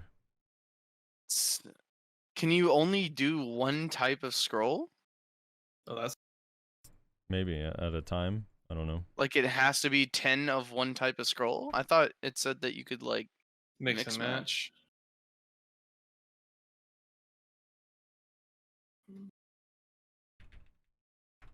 Oh, No. 10 of one type? That's fucking lame. Well, that's not good. It's OP. What are you talking about? I mean, I could still do. Where are they at?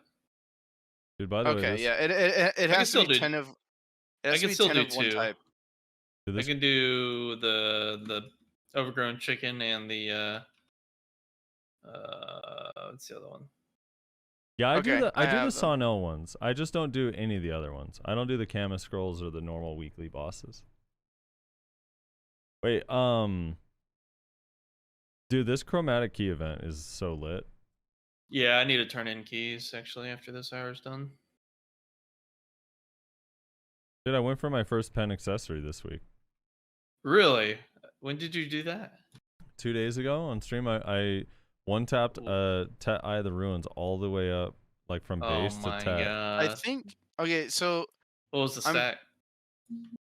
I went for pen on a 163 or 162 and it failed. Crap, I got only. Yikes. this is telling me to go further into Kama, but I'm pretty sure that it has like a spots everywhere. Because I Okay. think my Almost good. guildies did them in like Balanos the other day. I think. All right. So where do we want to meet up for these? Where is everyone at right now? I'm in Sakraya. Nashi? He's getting grabbed by his He Zerker, got dude. grabbed IRL, yeah. Yeah, dude. I just imagine that like in IRL, Alright. like his wife sometimes comes up with that cane just out of view of the camera and just yoinks him from the neck. Wait, what? You He know what got I'm grabbed by a talking Zerker, dude. about? Yeah. The old-fashioned cartoon thing. Yeah, the cartoon yoink, dude. That happens. Where to are Nyashi. you right now, Nyashi? Wait, what? What am I? Where are what? you? 2 It's a minutes on simple the sleep scroll. question. Oh, you Jesus fucking Christ! Where are you? In my house. Oh my. Oh no. Bloody monastery. I don't. Okay, thank you. Directions Jesus unclear. Christ. Holy shit! Turns out Nyashi's at home, Wrestler. I mean, I don't know what else you're asking for. All right, so we want to just do Serendia. Frosty, you can Sure. start making your way downtown. I mean, I'm I in thought I was Valia now. pretty. I thought it was pretty clear earlier when I said my very first 5 minutes was a nail drop at Bloody Monastery. First of all, 3 things. First, why would I listen to you? Second, that was like an hour ago. Third, how would I know if you're still there? True. Why wouldn't I be here though? It's the most lucrative money I can make right now. Because you're a Mayweather, you're supposed to be in Battle Arena on a trial character. Exactly, dude. Fuck. Uh, I gotta do my daily. Have you guys been doing your daily every day for your pen accessory? Yes, Yep. every single day, except for the 2 days I missed. Apparently, that I don't remember which days they were. I can't wait till it's over. Oh my god, me too. I fucking hate dailies. I said this the other I'm day, in- but I'm borderline. I'm like a few days away from putting up a YouTube video on why I quit Arcade and how it has to do with dailies. Yeah, I mean, I will say this though. For me, it's a pretty Video big Unchained. upgrade. So Dude, it's the biggest upgrade Nyashi could ever get. All right. yeah. All right, Uh, 60 seconds on the loot scroll, and then we can go. From yeah, there. I'll type my channel in Discord. You can just So slap did me. you figure out how to make it? Oh, actually, yeah, I did. Do I if we're need to doing- like get any special material or no? No. You have to have 10 of one type of one scroll. I thought you could mix match. Apparently, you cannot. It has to be 10 of the same awakened scroll, Okay. which But is combined, kind of the sucky. combined awakened scrolls, right? Yeah, exactly. Yeah. Okay. It has to be the awakened scrolls. You need 10 of them, and you use simple alchemy on the parchment and that. Nyashi. What? You're at home, right? Wrestler's trying to figure out I think so. if he's gonna come pick you up IRL to do these scrolls. I hope so. That'd be just so much easier for me, you know.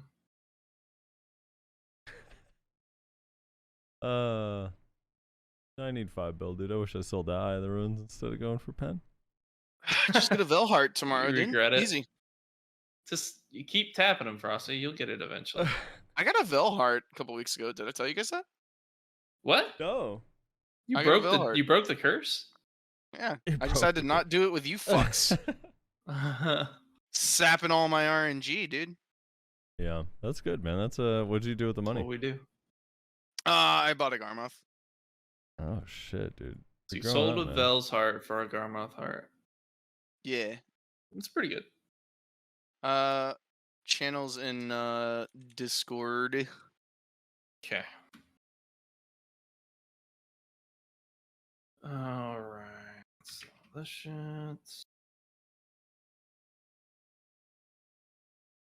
Dun dun dun dun. Doodly dun dun Fuck, I dun. can't type. Reslar dropping the casual Vels. Yep. Just by the way, I got 10 bill. What did it sell for? I don't remember. This was like a month ago or something. A This was month like ago. right. Yeah, this was like right when I came back to the game after my hell that I lived through for like a month. Interesting. You can just X up in channel chat whenever you swap. I'll invite you from there. Fucking hydrogen. You like that? So fucking stupid. You're stupid, dude. Your name is fucking Omega lol. Why are you using character names anyway, you fucking weirdo? Yeah, because I'm a fucking boomer, dude. I'm a BDO boomer. Alright, ping on the map where we're going. Or is it where you are? It's east of Heidel. Oh, okay. Right there. Oh, where you do the Mansion scroll? I suppose so. Is that where you do that? I've never done Yes. Mansion Scrolls in here before. You never done the voodoo scrolls? No, I've done them, but in Kama, never Yeah, here. I've only done them in Kama too, actually. Kids are strange. Man. Holy shit, I need that fucking SSD to come in so I can put this game on it. Oh, fuck. Alright. I am I'm hungry, dude. on. I'm actually getting hungry. We can too. call it a podcast after this. We can go through comments and call her there. It's been what, hour and a half maybe? Hour 30. 2 hours? Hour 30? Okay, yeah. So simple alchemy with 10 scrolls of the same kind.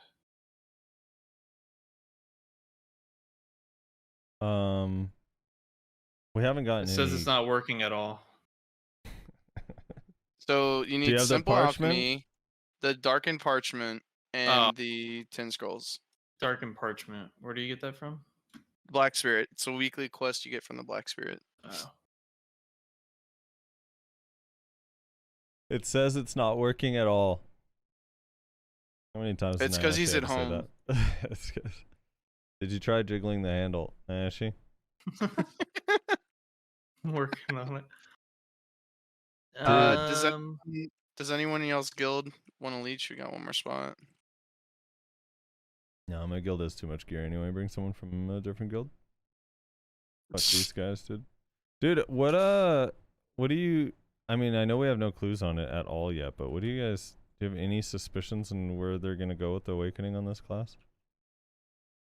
I still maintain that after Nova and Sage, it could be just fucking anything, honestly.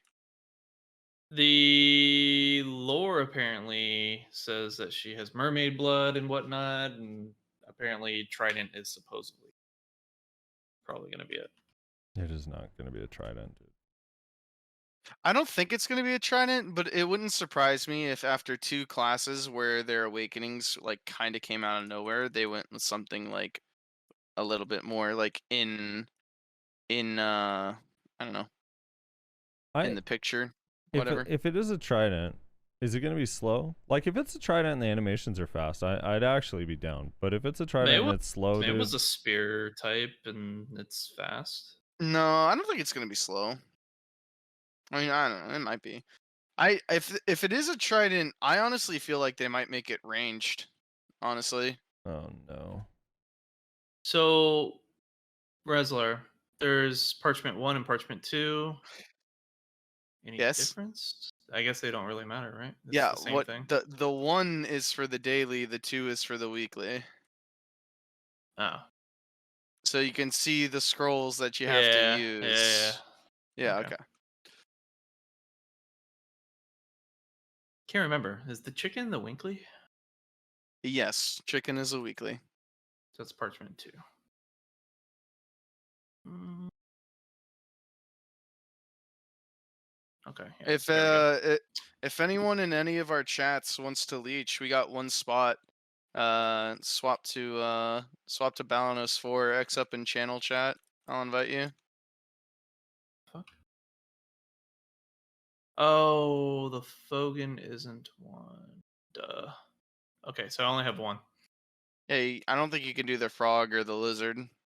Yeah, I have that one. Okay, we are. Oh, this says Heidel. Were you Yeah, moving? just east of Heidel, by the Okay. road. Gotcha. On my way. I thought that guy standing next to you, Rez, in Bloodthirst was Nayashe. I was like, what do you mean it says Heidel? You're standing fucking next to us, Nayashe. Just automatically assume. Jesus. Big Kraken with tentacles for Awakening. I mean, I'm down for anything. I don't know. As long as it's fun. I kind of hope it keeps Yeah, I mean some that's of the the water important theme. thing. The important thing tenant- is that it's really fun, so Frosty can really enjoy it, and also it doesn't have any semblance of PvE whatsoever. That's Yeah. the important thing. Yeah, it's got to have those key things. No PvP potential whatsoever. It's gotta pull at least 3 times as little trash as like the average class, and then Frosty will be able to enjoy it. True. Maybe I should move my horse. I'm not sure how much damage this thing does. Yeah, I am also not sure how much damage this thing does. Hopefully not a lot. It's going to be Alright. a Okay. trident that throws out Alright. a water whip. I am ready. Let's see how hard these things are. Hex Marie appears. All right. I'm going to up my health. I did percent. not use Hexmarie scrolls to make this, by the way, so I guess I just summoned something at random.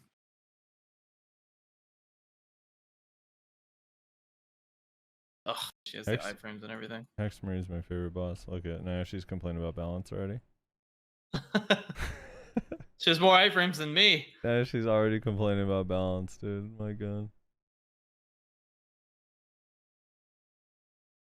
Oh, this is easy. Start, bet Nayashe dies. Be crazy, dude, if Nayashe dies to Hex Marie. You'd never let me live it down. Oh my god, that would be it for you. That would be your portion in the next intro we make. Yeah, you guys would And clip this and put in it in another the next 100 intro. episodes.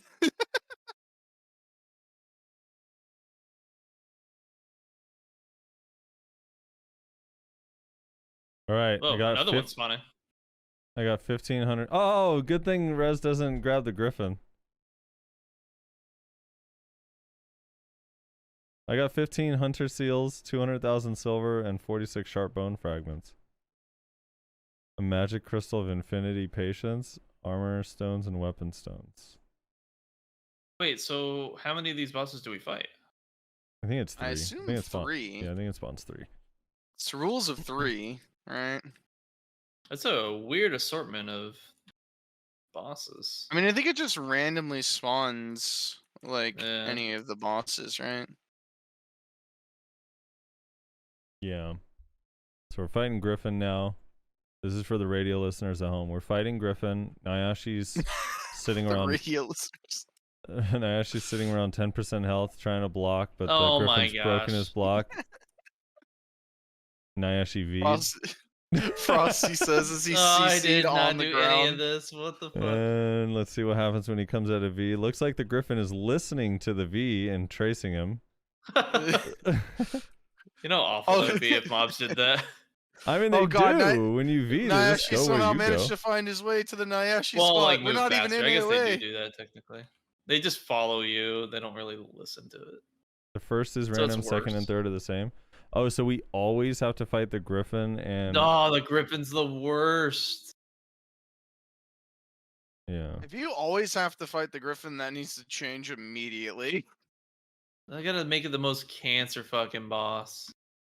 That actually does suck. Yank said he had to alt tab to check. I'm sorry. Nayashe came out of V already. He healed back up. He, Oh my god. he popped a pure blackstone of DP, so he has 1,000 DP, so he can survive these bosses. Dude, always spawning the Griffin is terrible. What is this one? Yeah, Ergen? that needs to not be a thing if that's a thing, because wow, that is awful. Ergen isn't too bad in Ergon's not comparison to the bad. Griffin. Griffin is honestly like the worst boss, I feel like. Even the chicken isn't as bad as like Griffin. It's just he's far away, so it's like, yeah, is it worth it? Nah. You're talking about the Dark Rip boss? Yeah. Dude, Food Room's worth, man. It's always worth. It gives you a mass pure magic, dude. Yeah, right. Basically. Didn't they increase the drop rate of masses everywhere? Everywhere except for Elvia, yeah. And they made it so you get a shitload more from the nodes, like a lot more. Yeah. They like doubled the amount that you get from nodes. Yeah, and made it like it's more than 100% proc rate. Yeah, it's a lot more. It's more even than double because they increased how quickly you get them, and then also made it so they can't like not proc. You don't just land there, dude. Should we be killing have the a little guy question. before we kill the big guy? Oregon's showing what happens. Oregon's showing why we need adamantine crystals. Otherwise, that's how you look when you fight a Sork. I think we probably should have killed the little guy before we killed the big guy. Why? Oh well. Extra chance at Urgons, I would assume. All right, Nashi, you're up. Alright. Oh, Hey, I got uh, Urgons! Did you? Oh my, Oh my god, gosh. you're carried, dude. Alright, let me open my box. Let's see. Hold on, wait, I got no, no, another no. one. So wait, we just got. Is this the same or is this for stones. the daily? This is the daily one. Yeah, this is the daily version. Okay, this is the daily version. So daily is bag. I have a question. I have everything but boss helmet. Which one should I get? Wait, The what? little guy drops nothing, Kelly's saying. So we didn't have to kill the little guy. Ah, fair enough, I guess. I have everything but the boss helmet. What should I be getting? I mean, I guess it depends on where your gear is currently. Shit. I just threw skills into a tree.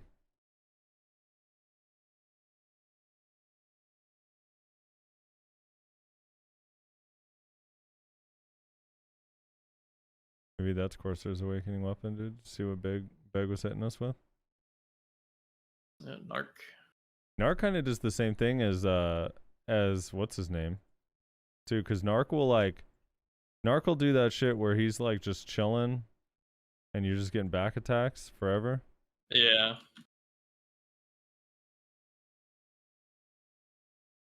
Unless you're a ranger. Then you're just getting normal attacks.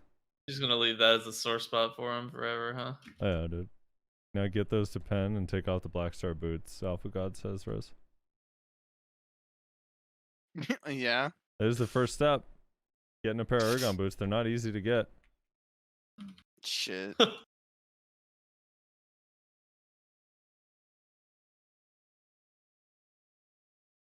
Ronin's next. Ronin. Oh, God, I hate Ronin too. Yeah, Ronin's also irritating because he runs away from you. Maybe he can't run that far in this little spot, though. He'll go to the gate. He just runs into town, starts killing NPCs. Do you think that they should Oh! add... Yeah? I was gonna say we never talked about upcoming MMOs. You said you wanted to talk about that. Let's talk about True. that. All right. Let's start with Sword of Legend Online because it just came out. Any of you guys playing that? That's the Chinese MMO. That's not I think they claim that it has either little to or no pay to win. I have I heard have that not it is touched it. 0 pay to win whatsoever. That is what I have been told. Mhm. I don't know if that's true because I'm not playing it, but that's what I've been told.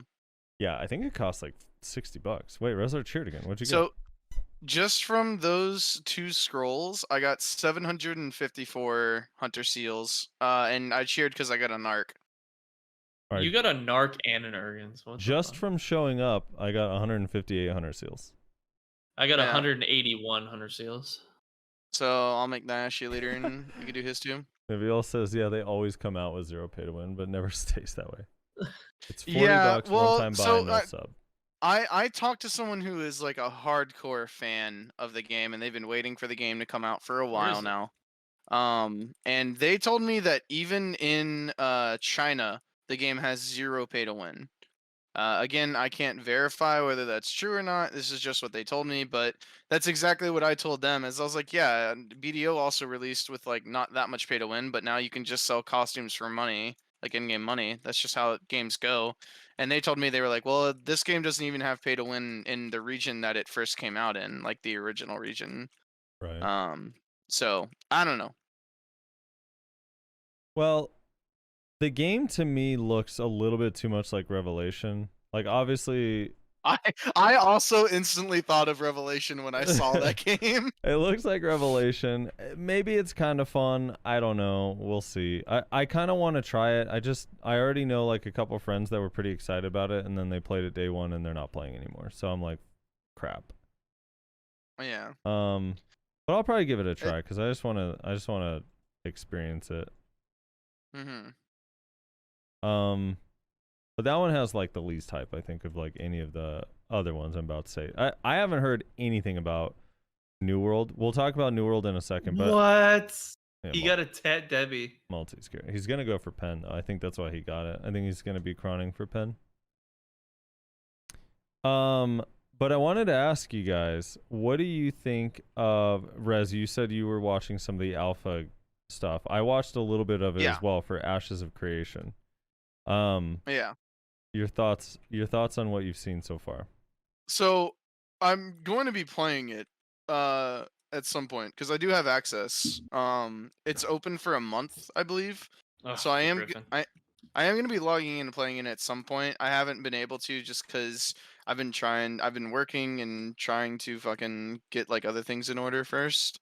But from what I've seen, honestly, it looks really good to me. The combat is still just like, it's just not where I want it to be. But like, honestly, if the rest of the game is like good enough, I'd be willing to look past it not being perfect. They do currently have an hybrid combat system, so it's action and tap target. You can swap between them. Of course, even the action combat in Ashes is nothing like BDO. There will probably never be another game like BDO. That's just the sad truth of things. For some reason, people don't like making good action combat systems. Well, but they don't yeah. want to go through the hassle of like recreating an engine. That's the thing. It's not even that, man. It's just the controls. Like, if people could just copy the controls, like, it's so much more fun hitting like Shift F, like forward right click E, Yeah, like down Q. you feel It- more It is like, so involved. much more engaging to do that than 2, 2, 3, Yeah. 7, 2, 2. Like, that's why I don't like tap target, and that's why like all these quote unquote action combat systems that are just it's literally just tap target except there's no lock on. Like it's like I feel like you're missing the point of what action has to offer people. But That chicken anyway, was legit running from you. yeah, well. that chicken. Fuck Griffin actually. But yeah, I don't know. I'm excited to see what happens. I have faith that they're gonna put out a decent game. Is it going to be a WoW killer? Is it going to be the greatest MMO of all time? Probably not. And I don't think they're trying to make that either. I think they're just trying to make the best game that they can. It's a very niche game, I think. It's not going to be for everybody, and that's fine. But I'm pretty excited. I think it looks pretty good, and yeah, I'm looking forward to getting in there myself and just kind of running around, testing things, seeing how things feel. Seeing if it feels any different from the last time I played, because the last time I played, the movement, something about the movement was not okay to me the last time I played. That was like my biggest complaint about it, honestly. So I'm curious to see if they fix that. I have heard from other people that they have fixed that. So I want to see for myself. All right. So I haven't played it. I have no intention of playing it during the alpha. I'm not a fan of playing MMOs during alpha beta, but I was watching a few videos on it, and again, like the landscaping and the world looks really badass. Like the graphics and the world and the lighting effects and all of that looks really cool. The mounts look really good. I was watching Asmund Gold's video where he's like flying above the world and like Yeah, they gave him a no flying limit. mount so he could see shit. Yeah, that was really cool. The volcanoes look really cool. Even like the life skilling stuff looks really cool. I'm not going to compare it to BDO combat. I'm going to instead compare it to Arcade combat, which Arcade is considered like a really, really good. Some call do it you the not best. have the other scroll, Nyashi? No, I only had the one. You cheap bastard. Why do you only have the one? He doesn't collect his dailies, dude. Yeah, basically, I haven't been collecting the daily ones for a long time. Jesus fucking Christ! All right. I did the sorry, weekly. Frosty, go on. So all of that, I'm gonna compare it to Arcade because people consider Arcade one of the best like tab target combat systems. I think it looks horrendously bad. I think the controls look really bad. I think that the skill animations and graphics look really, really, really bad. I think the movement on characters looks terrible.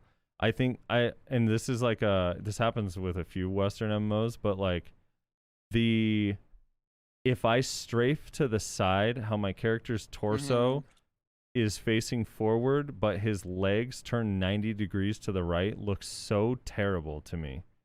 I can't with that animation. It just looks so gross. The other thing is like I was watching on one of the clips that I watched, this dude uses that what looks like a channeling like laser beam ability that shoots forward. And he casts it, and then he calls his mount, which the horse just kind of appears, and then he hops on the mount, and this like laser beam animation is still just like jutting forward, and it looks so bad. The other thing I have a problem with is like the text in that game looks good. Like when you're hiding the UI, or looks bad. When you're hiding the UI, the graphics look pretty decent outside of the actual skill animations. But then like when the UI is up and you see players' names and like mob names, like I don't know what it is. I don't know if it's just too big or cartoony or it's like poorly drawn or not centered or something. Yeah. But it takes you out of the beautiful world like instantly. Like the nameplates, The above nameplates people and stuff, and yeah. NPCs. Yeah, it looks really. It almost has a WoW vibe, but like worse. But like because WoW is super cartoony, it's like not crazy, and like this is supposed to be more like realistic. Like the graphics are supposed to be, they're not supposed to be super cartoony and stuff, and it just looks really out of fucking place. Yeah, it looked strange. I'm gonna find the clip that I'll link you guys the clip that I was watching. It came out from like 2 days ago. It was called like something Siege. I don't know, but I was like watching it and I was just like, dude, there's something about the names and the text that I just can't get behind. I feel like it looks really bad. They've been testing their sieges. It was similar to BDO sieges, castle sieges type thing. That's probably what you're looking for. But on the note of the UI thing, it should be noted that it's just placeholder UI. They said before that the UI is like the last thing they're gonna like work on. Like once they get like everything else figured out, then they'll finally work on making the UI look decent. I timestamped it for you. I want you to see the way the character looks as he's sliding back and forth throwing this fireball. I don't know why I like cannot get behind it. Also, yeah, his nameplate, like you said, they'll probably fix it in the future, but God, it looks so bad. This is the first game that I've ever watched the demo of. Look, the dude died. That's the laser beam I was talking about. This happens at like 2:35. He kills the guy that's shooting the laser beam, and his body is still shooting the laser beam. But this is the first game I've ever watched where I'm like, God, I hope we never get damage numbers because they look terrible. Oh God. I hate the way the damage numbers pop up. I don't know. It looks rough. I want to be excited because like the actual world and the atmosphere and everything looks pretty cool. I think this guy is playing on a slightly lower graphic setting because it doesn't look as good as like the way Asmongold's looks, but dude, like the skill animations, like that meteor that hits the bridge at the top around 313, 312, like even the animation on that bridge, like the cracks in the ground, the molten cracks, like look so bad to me. I don't know. I don't like how it looks. So I'm not as hopeful. And again, I know it's an alpha, but you got to remember, like this is the demo that they're sampling and allowing people to show and share. So it's not like it's an in-house like alpha that they don't want anyone to see yet because it's not ready. Like this is what they're showing. Right. Yeah, this is what they're comfortable with being viewed. So, yeah, the nameplates are so huge. They're like 5 times larger than the characters. I still hold out hope that in the end it'll look really cool. You know, we'll see what ends up happening in the end. But it just looks old already. If it you looks want new, dude. If you watch Asmund, let me find his video. If you watch his, when he's flying around, like it looks really badass. Let's see if you want a really good video on Ashes of Creation, at least in my opinion, I recommend a YouTuber named Kira TV. He gives a really good, like, well-rounded video on Ashes of Creation, where he talks about the things that he thinks are really good, the things he thinks are really bad. He doesn't like shy away from it. He's very open and honest about the fact that he wants the game to be really good and he's hoping that the game is going to be really good, but he also doesn't like sugarcoat the issues that he has with it. I think it's like maybe a 15-minute video, I want to say. But yeah, Kira TV, I recommend watching his video if you kind of want to see a little bit of gameplay and get a really good opinion from somebody who has been like pretty active in like covering the game and keeping track of everything and yada yada. Krakus says they have a dwarf in it. I will be playing. Kira has been shilling AOC. He's shilling AOC, but he's honest about shilling AOC, and he also is honest about the problems he has with the game. That's what I mean. Is like he's not like trying to like lie to you and tell you like, oh yeah, dude, this game is like super good and it has no issues whatsoever. Like, no, he'll tell you straight up, like, yeah, here's some issues that I have with the game and that you're probably gonna have with it as well, and hopefully they end up changing it. You know what I'm saying? Yeah. So at the start, I appreciate honesty is the thing. the start of Asmongold's video, he's stuck under the ground, which is it's a rough start to a video. But he gets out of the ground, he gets in this mount. Well, apparently that was an issue with this whole test that they've been having. It's been such a problem that they had to put in a command to teleport players to like the nearest safe zone, essentially, that players can use because they kept getting stuck under the ground. Yeah. So, like, the mount flying stuff looks pretty cool. And the world, I think, does look pretty cool. It has a little bit of an art style, but I think it looks pretty alright. Yeah. And I believe, if I'm not mistaken, by the way, that this is actually not, like, the full world either. This is, from what I can remember anyway, I believe this is, like, a test island where it's essentially, like, all the biomes squished into one, like, fairly small map, essentially.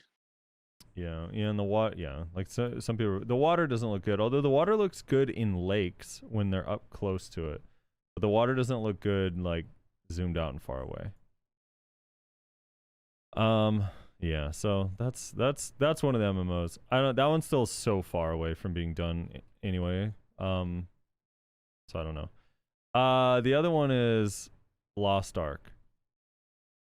So Lost Ark, I think, is supposed to come out. Originally, they said in fall, but the Steam release date says December 31st. So I'm not sure exactly what's happening with that, but are either of you guys at all excited for Lost Ark?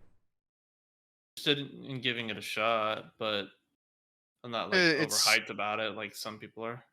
Isn't it free to play? I don't know. I know it has a lot of pay to win stuff in it. And BDO, I heard from someone that it would be free to play. I'll try it if it's free to play. Yeah. But I'm gonna try it. I kind of like isometric games. I don't know, like I'm over the isometric type games, but same. Typically I end up having fun with them. It's just like it's hard to be super hyped about it like long term because I don't know, isometric's just old school. But I don't know, it looks really fun to me. But at the same time, I know I was asking BDO Blue about it the other day, and he was saying that they are constantly like adding pay to win stuff that's making the game miserable. So he's like slowly phasing out of playing it because he was pretty hyped about it as well, and now he doesn't like it. He was talking Korean about games, brother. Yeah, exactly. That's just the Korean way. For whatever reason, I don't know if it's that Korean like players just like pay to win, or that Korean companies just feel like that's the standard. That is always the case with Korean games. It's unfortunate. Yep. So that's unfortunate. But he was saying that it was like, I don't know. I wish I could remember what he was. The problem is because I don't play the game, so I can't pretend to understand like what the systems are or anything. But he was basically playing full time. Like he's like pretty into it, and I don't know. Oh, you know what? I'm an idiot. I'm an idiot. Scratch everything I just said. I'm confusing what he was saying about Lost Ark with not Lost Ark. Sorry, Elion. Yes, I'm so stupid. I was like just thinking about it too. I was like, dude, I was just having a conversation with him, and I was like, wait, he wasn't playing Lost Ark though, because I was watching his stream. No, I'm sorry. I'm confusing with what he was saying with Elion. He was playing Elion full time, not Lost Ark, not Lost Ark pay to win. I was confusing with Elion. I'd scratch everything I I mean, just let's said. be honest. Lost Ark is also probably pay to win. I mean, it might be. I don't know enough about it, but They're both Korean games. Elion, he was saying like he was super into. Sorry, not Lost Ark. It's Elion. Lost Ark is pay to win. I mean, it might be, but I don't know enough about it, so I can't say for sure it is. But he was saying that Elion is like overtly pay to win, and like it's getting worse and worse, like patch by patch, and it's like they're adding pay to win stuff like quickly, like rapidly, like just constantly adding it. So I apologize. Not a Lost Ark. That was wasn't Terra also like pretty pay to win? Yeah, Terra had one of the most annoying pay to win things for me too. Like I know a lot of Korean MMOs do this where they time gate like dailies, and you can do more dailies if you have the subscription. But they're like, you can't travel through that world. The Terra world was massive. It was like fucking huge. Man, you like basically got instant travel if you were paying for the subscription, which I just is so annoying. I don't know. But yeah, Terra had a bunch of pay to win stuff. I didn't really think about it that much though when I played it. It didn't bother me back when I played it, but I know it got worse after I stopped playing it. I also didn't notice it when I was playing, but I also didn't play Terra very seriously. So that would be why I never noticed. But yeah, as far as Elion goes, listen, man. I know a lot of people were like hoping that would be like the next game. I don't get it. It looks like Terra. It seems like it feels like Terra. It plays like Terra. And Terra is a game that's fucking 15 years old. So I'm like, why are we doing this? Why are we putting hope in this game? I don't get it personally. Yeah, I don't understand these quote unquote newer games coming out with like outdated graphics and character models and movement styles. But it's like it's so crazy how much like Terra it is.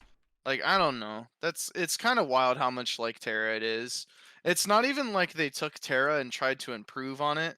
Like, because I think we all said like on a podcast at some point that if they came out with a Terra 2, that they improved on all the systems and they had action, like true action combat, like video, and like they actually improved Terra. Like they improved on the things that were good and then they got rid of the things that were bad. We'd all be interested in playing it. And then what they did is they took Terra and then they re-released it as Elion. Yeah. Yeah, well, they also released it with the promise that it's going to be moved to Unreal Engine 4 in the future, which is hilarious to me because one, it's like, well, just release it with that to begin with, and two, like, Unreal Engine 4 is also now a generation behind, so it's like, I don't know, it's hard to be super hyped about that. I don't know, it's weird. For me, Elion is like, I don't know. It has some cool thing. I loved Terra. I mean, that's why. It still slightly looks better than Terra, but it's like, it's hard to be excited because it should be like way better. I mean, we're talking like over a decade now difference between Terra release and this, so it's like, it should be way better than it is. It shouldn't be a slight upgrade over Terra. Agreed. Yeah. Yeah, it's unfortunate. Ooh. Are either of you interested in playing Terra 2, not Terra? Wait, like an actual Terra 2?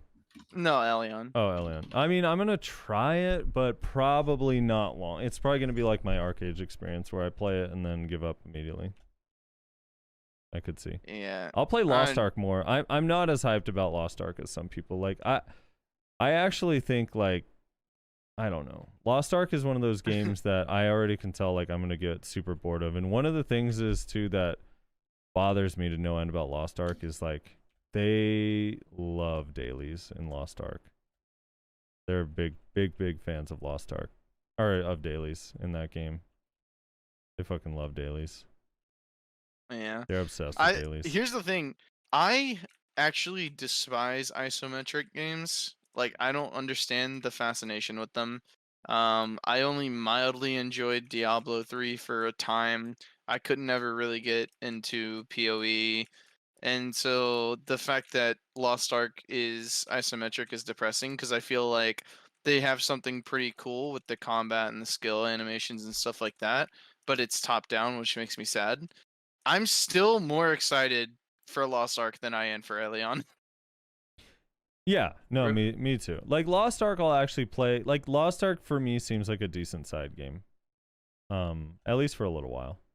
Yeah. Until I fall behind and then I'm not interested anymore. All right. Shall we get to the big boy on the block? So the game with something to prove? Yeah, this Diablo Resurrected. No. New World. New Dude. World. Amazon Game Studios MMO question mark confirmed now, but for I don't- anyone who doesn't know the troubled history of New World, I won't go super in depth, but to sum it up, it wasn't supposed to be an MMO, and now it's an MMO. So you can put the pieces together of how fucked that would end up making a game. Yeah, this is another game that has I don't know the movement and the way characters looks kind of lame and they're not really doing a whole lot with skills, right? Like it looks like there's not really like a lot of animation. It's very martial based. So you have weapons and your weapons have certain skills. So as far as like flashy animations, there's really not that much. Like your weapons maybe have like one or two like kind of flashy skills and then everything else is kind of like more martial, just like, you know, a hitting animation, a sliding animation, something like that. It reminds me of like a dumbed down For Honor.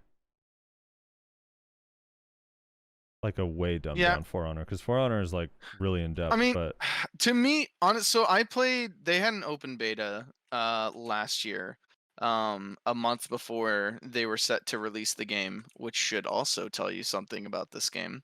And the second I logged into New World, I knew there was no way they were releasing this in 1 month, because I went into the water and I was walking on the seafloor.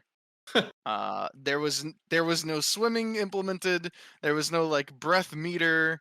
I was like, yeah, a month out from release, my ass, bro.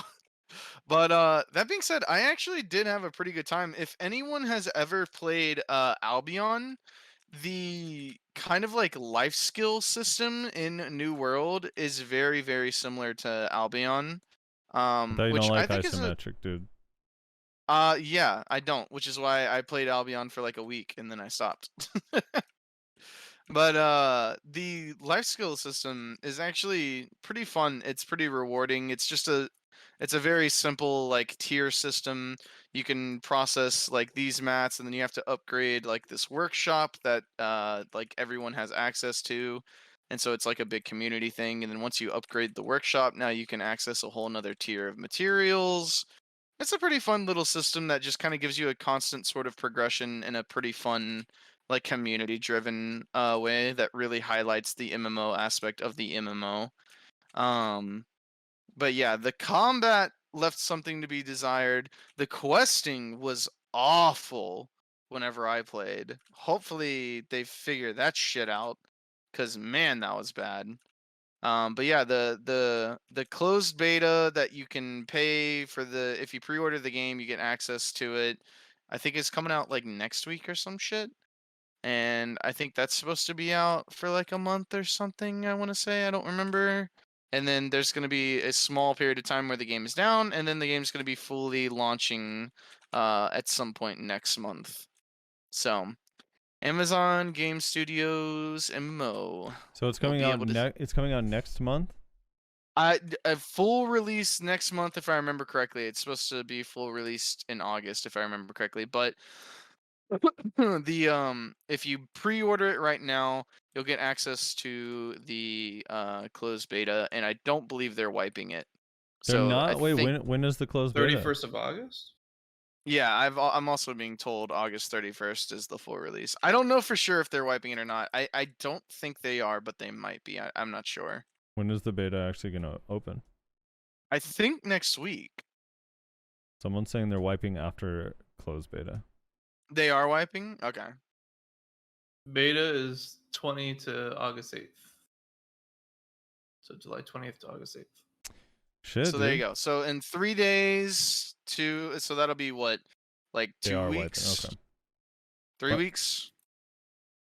That game for me, like the explorers or the exploring the world aspect of it seems really cool, and that's It about was. That's about it for me. I have to see Yeah. more, but just from what I've seen, that's the only part that looks really cool. But we'll see. Maybe some people were super into it. So Yeah. I mean, like I said, I had fun. I don't know if I had $60 worth of fun because I got in for free. I didn't have to pay or anything to get in. So I don't know. I'm gonna wait on that one and see what other people are kind of saying about it. See if they fixed a lot of the issues that they were having, and then kind of decide from there. But I think that is one to kind of keep an eye on. You know, don't be super hyped for it, I would say, but something to keep an eye on. Fun fact: a lot of people say that this is Amazon Game Studios' first game release. Technically, is not.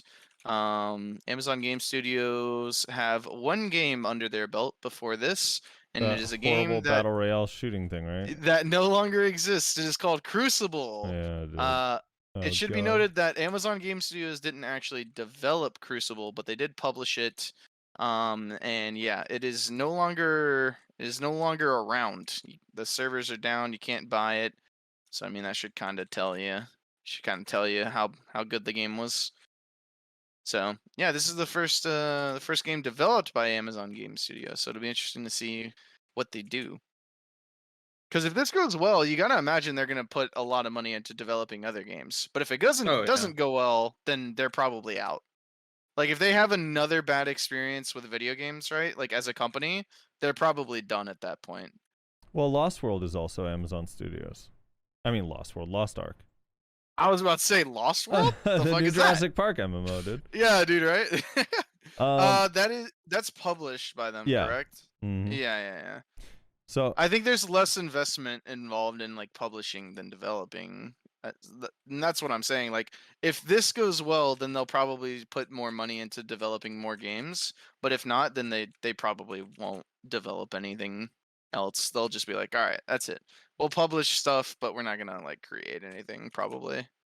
I think I'm still more excited for Lost Ark. Of all of the games, I think I'm probably most excited for Lost Ark. At least of the MMOs. Of the non-MMOs, though, I actually am super hyped for Diablo 2 Resurrection, and I'm also super hyped for whatever the hell Crimson Desert you been- Online is, because that's also Yeah. supposed to come out this year.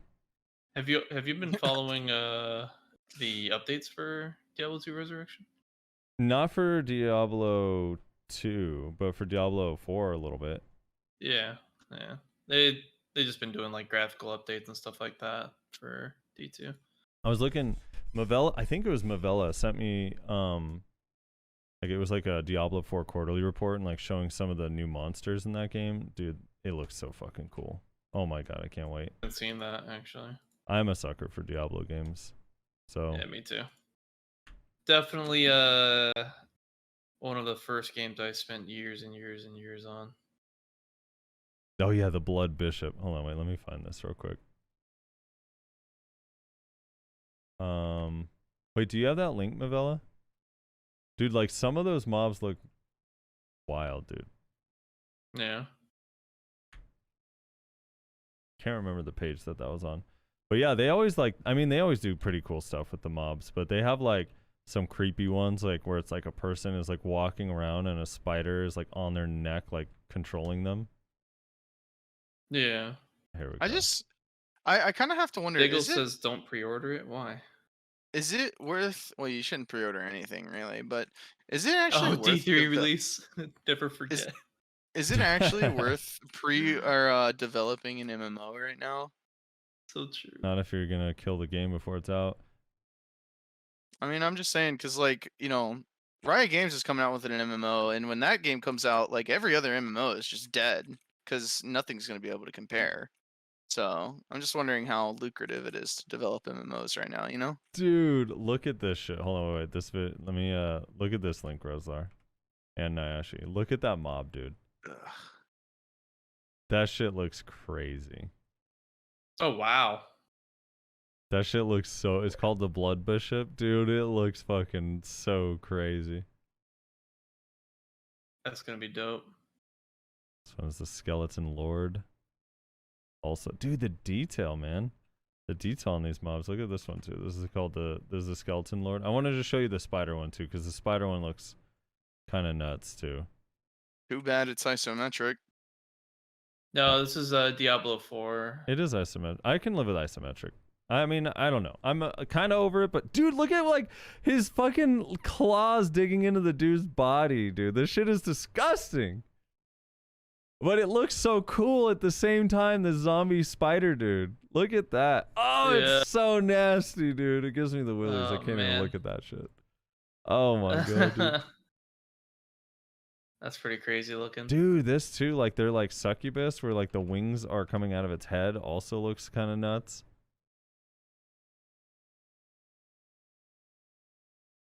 Nice, no sleep tonight. Dude, that would be if a Diablo game can't make you feel a little bit freaked out about some things, then I don't know. I feel like they ain't doing their job. That's why I didn't like Diablo 3. Well, see, all right, here's the thing. I know everyone memes on the launch of Diablo 3, and for good reason. It was not a good launch. The game wasn't amazing when it first came out, but it still was super fun. No one really... All right, It was fun. It was fun. I'll give you that. Yeah, it was fun. And the thing is on launch, it was like that first day they had server issues. I don't know. Surprise, surprise. A game that's hyped up for 12 years having server issues. I feel like every fucking big game company in the history of game companies has had it. Hopefully they learn from it in the future. I don't know. I'm pretty sure they've had the same thing with WoW.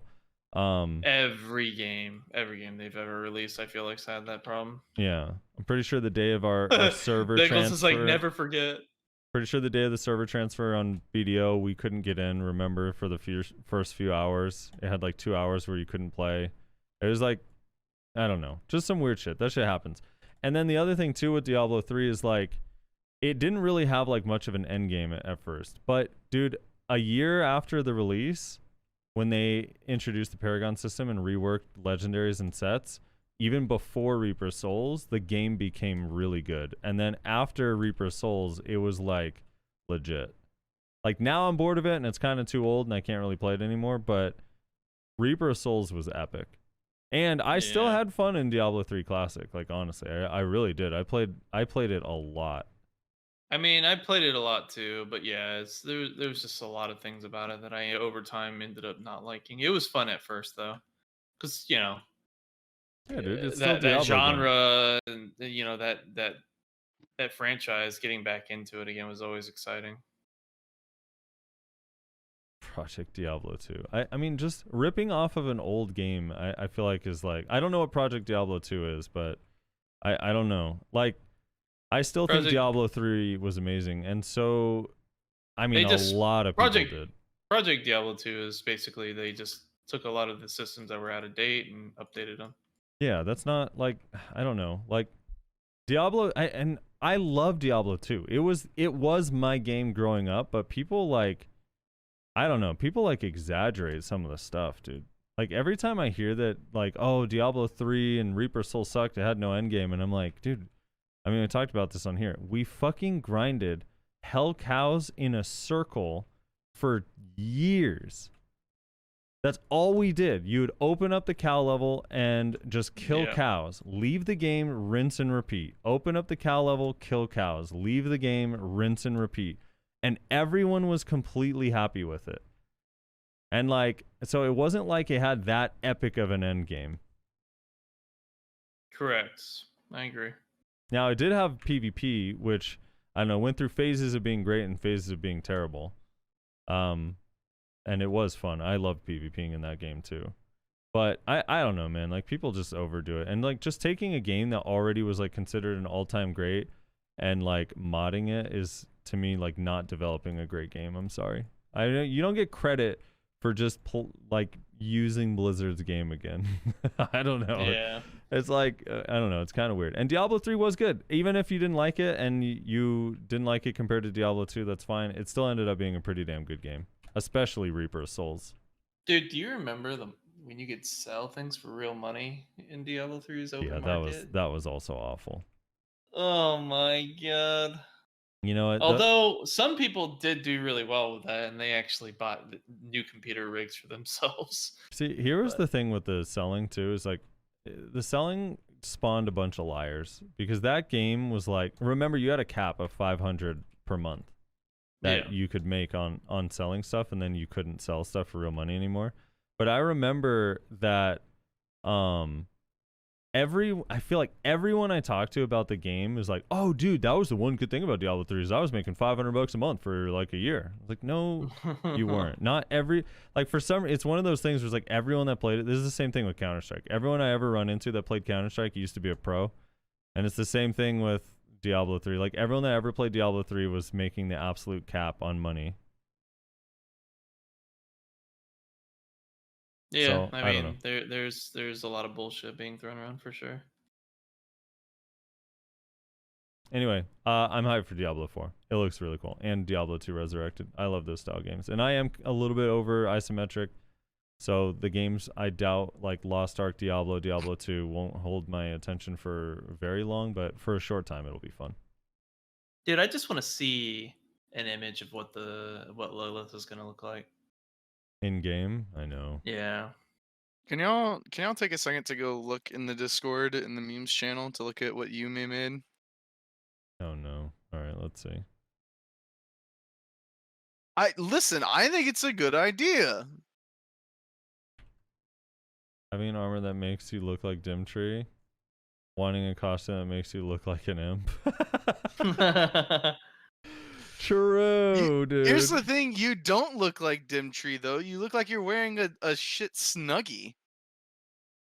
And some people actually do like the tree look, by the way. People like it. I know Blockjump's pretty upset about him not being able to use it now that he has Fallen God. He wishes it was a skin in game. I mean, back when I played Warrior, I used the tree outfit a lot just because, I don't know, I was like, yeah, why not? Fuck it. I'm kind of interested in Lost Ark, but hearing its dailies turns me out. Dude, the daily thing is like, I watched this video. I don't know why. I went down a rabbit hole of watching Lost Ark stuff, and there was this video that had like 100,000 views, and it was like an optimization guide on how to get your dailies down to like an hour and a half. And I was like, what the fuck? I was like, that's the optimized version, an hour and a half? That sounds miserable. That's insane. But I don't know. I mean, I'll experience it and see how bad it actually is. But yeah, it only takes me like a little while for me to start hating dailies. Like right now, I'm literally doing this Polly's weekly, and I fucking hate it. All right, we good to go to comments? How long have we been recording, Frosty? We have been going for 2 hours and 17 minutes, dude. That sounds good to me. Let's knock out these comments and call it at a little around 3 hours. All right. Let's see. Is there anything else anybody wants to bring up? One last thing. Pearl Abyss did tease, or maybe can't remember if we talked about it last week, but they put out a tweet saying open enrollment for a 3v3 tournament coming soon. So, heads up. I do not think we talked about that last week. So. Yeah, I think it happened after the podcast. But they haven't given any details on it, and they did call it open enrollment. It sounds like everyone will be able to participate, at least based on that description. But yeah, I'm pretty excited. That should be fun. Did you hear Nyashi's team, Rezlar? Have you heard the news? Oh my god. Is it Nyashi and 2 other Mewas? No, it's Nyashi, Shaky, and King of All Sand. They're gonna enter together. Oh my god, that's not fucking happening. Why? King of All Sand. They didn't kick you, did they? They kick. No, maybe I don't know. You crazy. King's back. Yeah, Biggles. He's been playing for a while, actually. Yeah, he's back, dude. I don't know if he's actually getting gear though. I don't know what he's really actually doing. Yeah, he's doing everything he needs to do. He's getting geared, kicking ass and taking names. You know how it is. Dude, I'm watching these like pre-alpha and development content of the characters. They Mhm. look ridiculously awesome. Yeah, they do. They look. Oh, dude, I can't. It's gonna be fun. I mean, you're gonna play launch day, dude. We'll play together. It'll be fun. Hell yeah. Alright. I'll do a 24-hour fucking run on this shit. Dude, same. I also like that. I think Diablo 4 also has like an open world area / vibe to it too, where you could do like world Yeah. bosses with big groups and stuff. Yeah. You all can converge to it basically. That shit's probably not coming for another year or two, though. Honestly. I know. This is the sad part. All right, so comments. For those new to the show, if you want us to read anything that you mention, or if you want us to read anything at all on the show, leave a comment on the YouTube video. We always read it on the show.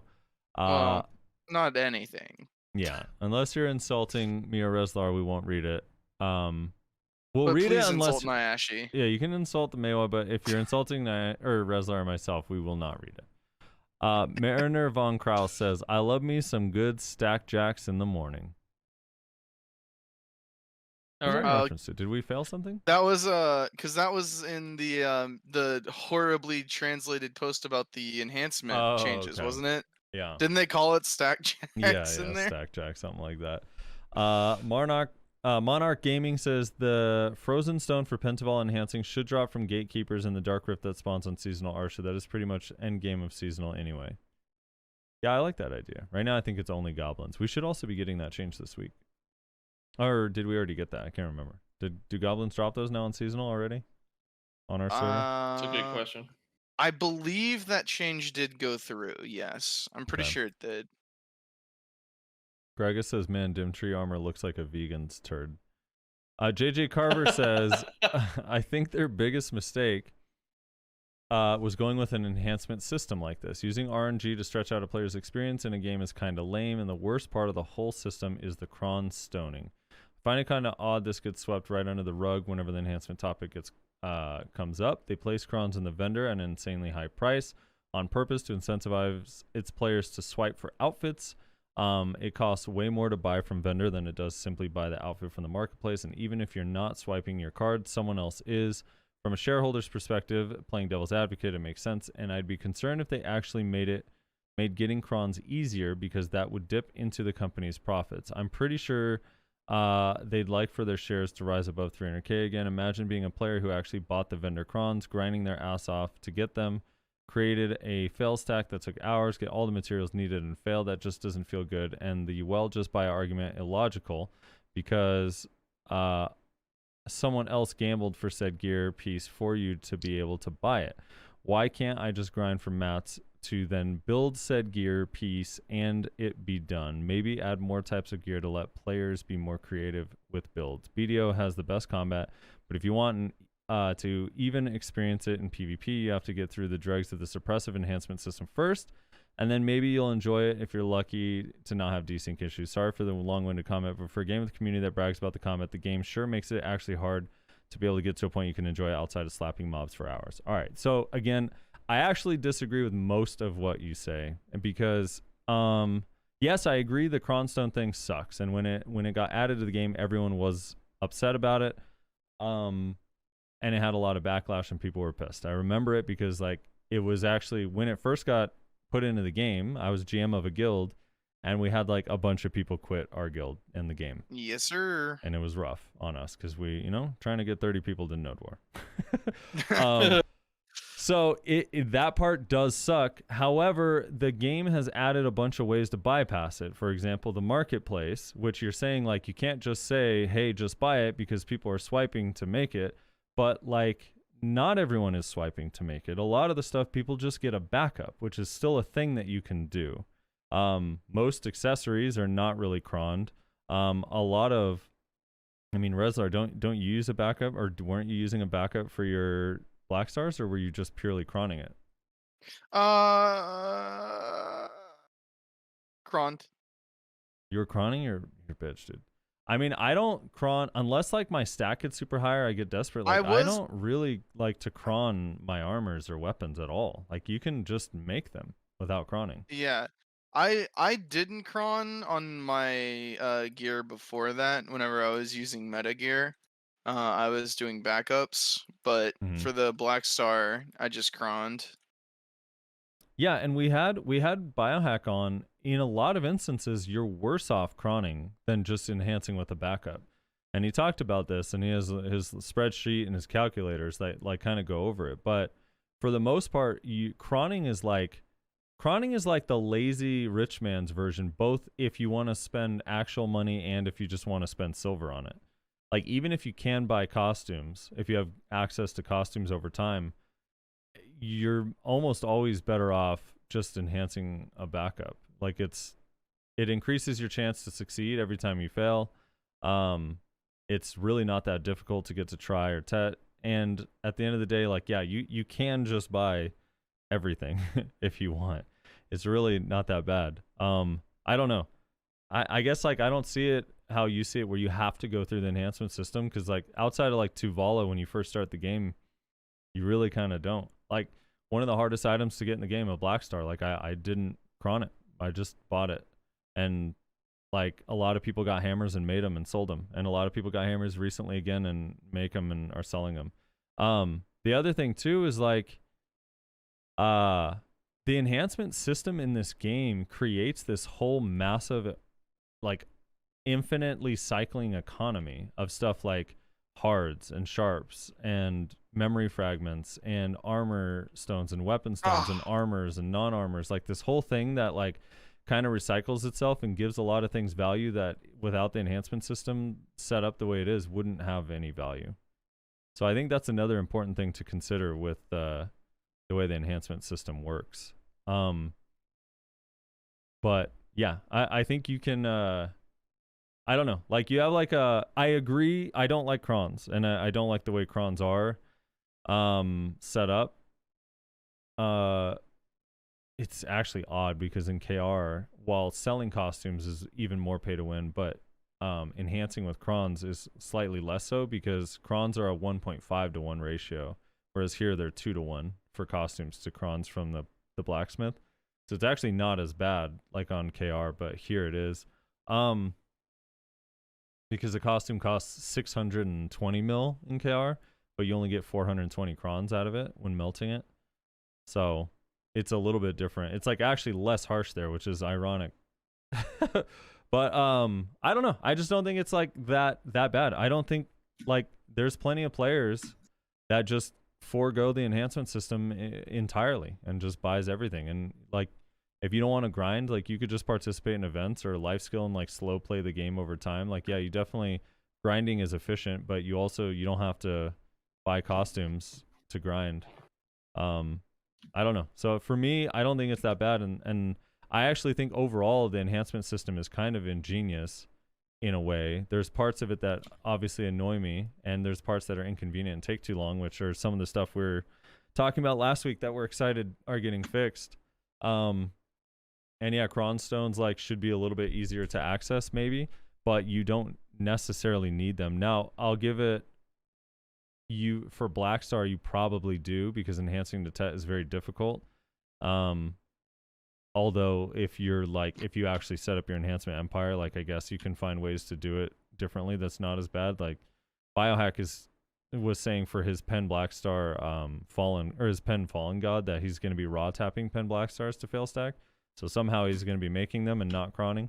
So I guess it is possible, but it is harsh. But you don't need a Black Star to participate or compete in this game either. Like you only need a Dandy, and from there you just need Kaffir Stones, which you could just buy.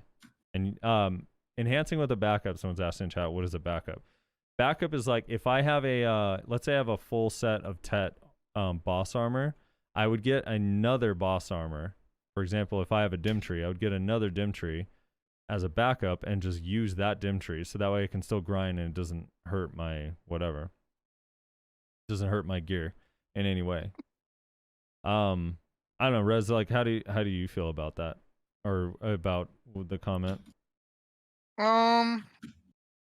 I don't know. I don't think there's ways to get around the enhancement system if you really dislike it that much, is kind of my opinion about it. And I agree that I really am not a fan of the enhancement system, just like generally.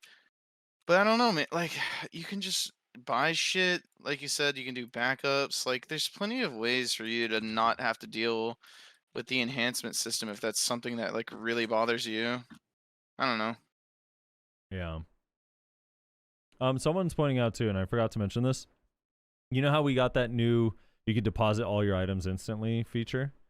Mhm. They added another one on Global Labs that lets you deposit non-stackable items, like all in a group now too, which is awesome. They also are adding a search to your own inventory Thank and God. a search to the marketplace warehouse for your own stuff. That was on Global Labs as well. I forgot to mention it, but cool stuff. Cool stuff. Yeah. So anyway, the enhancement system, it has a lot of really good things. It has a couple bad things, and I do truly believe that you can forego it entirely if you absolutely don't like it. Even for the most difficult things to deal with to get in the game, like people are literally just listing them now. Like even like Fallen God tries, there's like 2 on buy right now. So I don't know. For the most part, you can just avoid it entirely if you don't want to participate.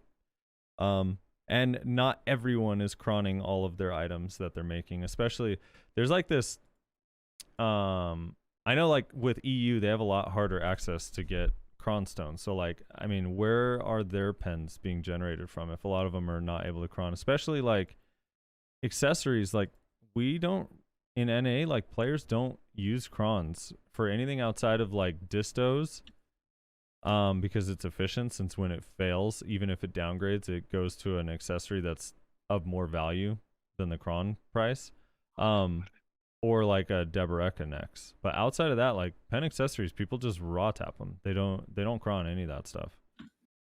So I don't know. I guess like maybe I don't look at it as like harshly because you can avoid it. If there weren't ways to avoid it, then yeah, I would be with you. It would suck and it'd be oppressive.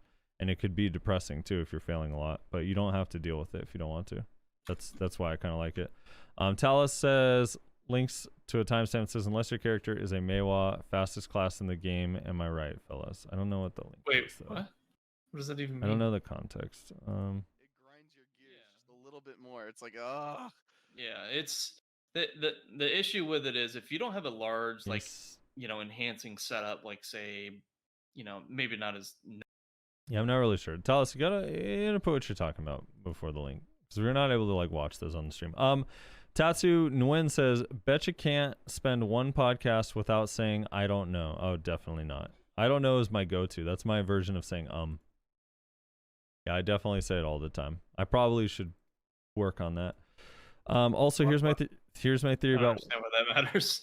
Here's my theory about why BDO has been updating and pushing for theme park as well as new players accommodation contents like crazy for the past year. WoW is dying, and all the MMOs are going for the kill. From Guild Wars 2, SWTOR, BDO to Final Fantasy 14 has been ramping up their content releases because they smell blood. I could see that. I could buy that theory. Smell blood in the water. WoW's bleeding out, huh? JJ Carver says, FYI, Yashi definitely said areola. If you're reading this, ask him what was on his mind. Oh my god. I'm sure we're all curious. What was on your mind, Ashley, when you were saying I areola? did not say that at all. You did say it. I didn't though. Did you go back and check the tape? I did not bother. Because I know what I said. Now Ashley's being a brat about it. A little bit of brat. I mean, your favorite mermaid in the world is Areola. You said it. FGM says, hello. I am not sure if my question or questions is appropriate for this podcast, but I'm a new player on seasonal server right now. I decided to go for Dark Knight as my main class. I like her animations and movement, especially for Awakening spec, but when I read people's comments on Reddit and various Discords, the majority of people speak overwhelmingly negatively about her, and I'm just afraid that I've chosen a very bad class that would be very difficult to progress with. How far is it from true? I don't need to play a meta class, but I don't want to invest in a bad class either, just to voluntarily shoot myself in the foot. I know you guys do endgame PvP, PV, so I'd like to know your opinion about the class, preferably a few words about each spec in both PvE and PvP with high gear scores. If the class is indeed not that great, what other classes, similar playstyle I can try, and thank you.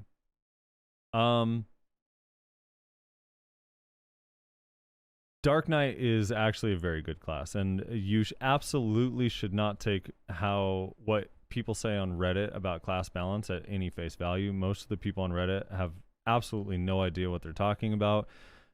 Generally speaking, the people that are posting there are people that are frustrated with something, and it's like inherently negative, like from top to bottom. Dark Knight right now, it's solid in 1v1. It has some bad matchups, but it's pretty good for 1v1. Dark Knight right now is very good in large scale, like Node War stuff. In Castle Siege, it's probably not particularly good, but Castle Siege is not really a content that anyone does or cares that much about anymore. But it's also like average to above average grinder, and everything in the game you can do at a good level on Dark Knight. So there's absolutely no reason, if you enjoy that class, to not play that class. That class is good at everything. So yeah.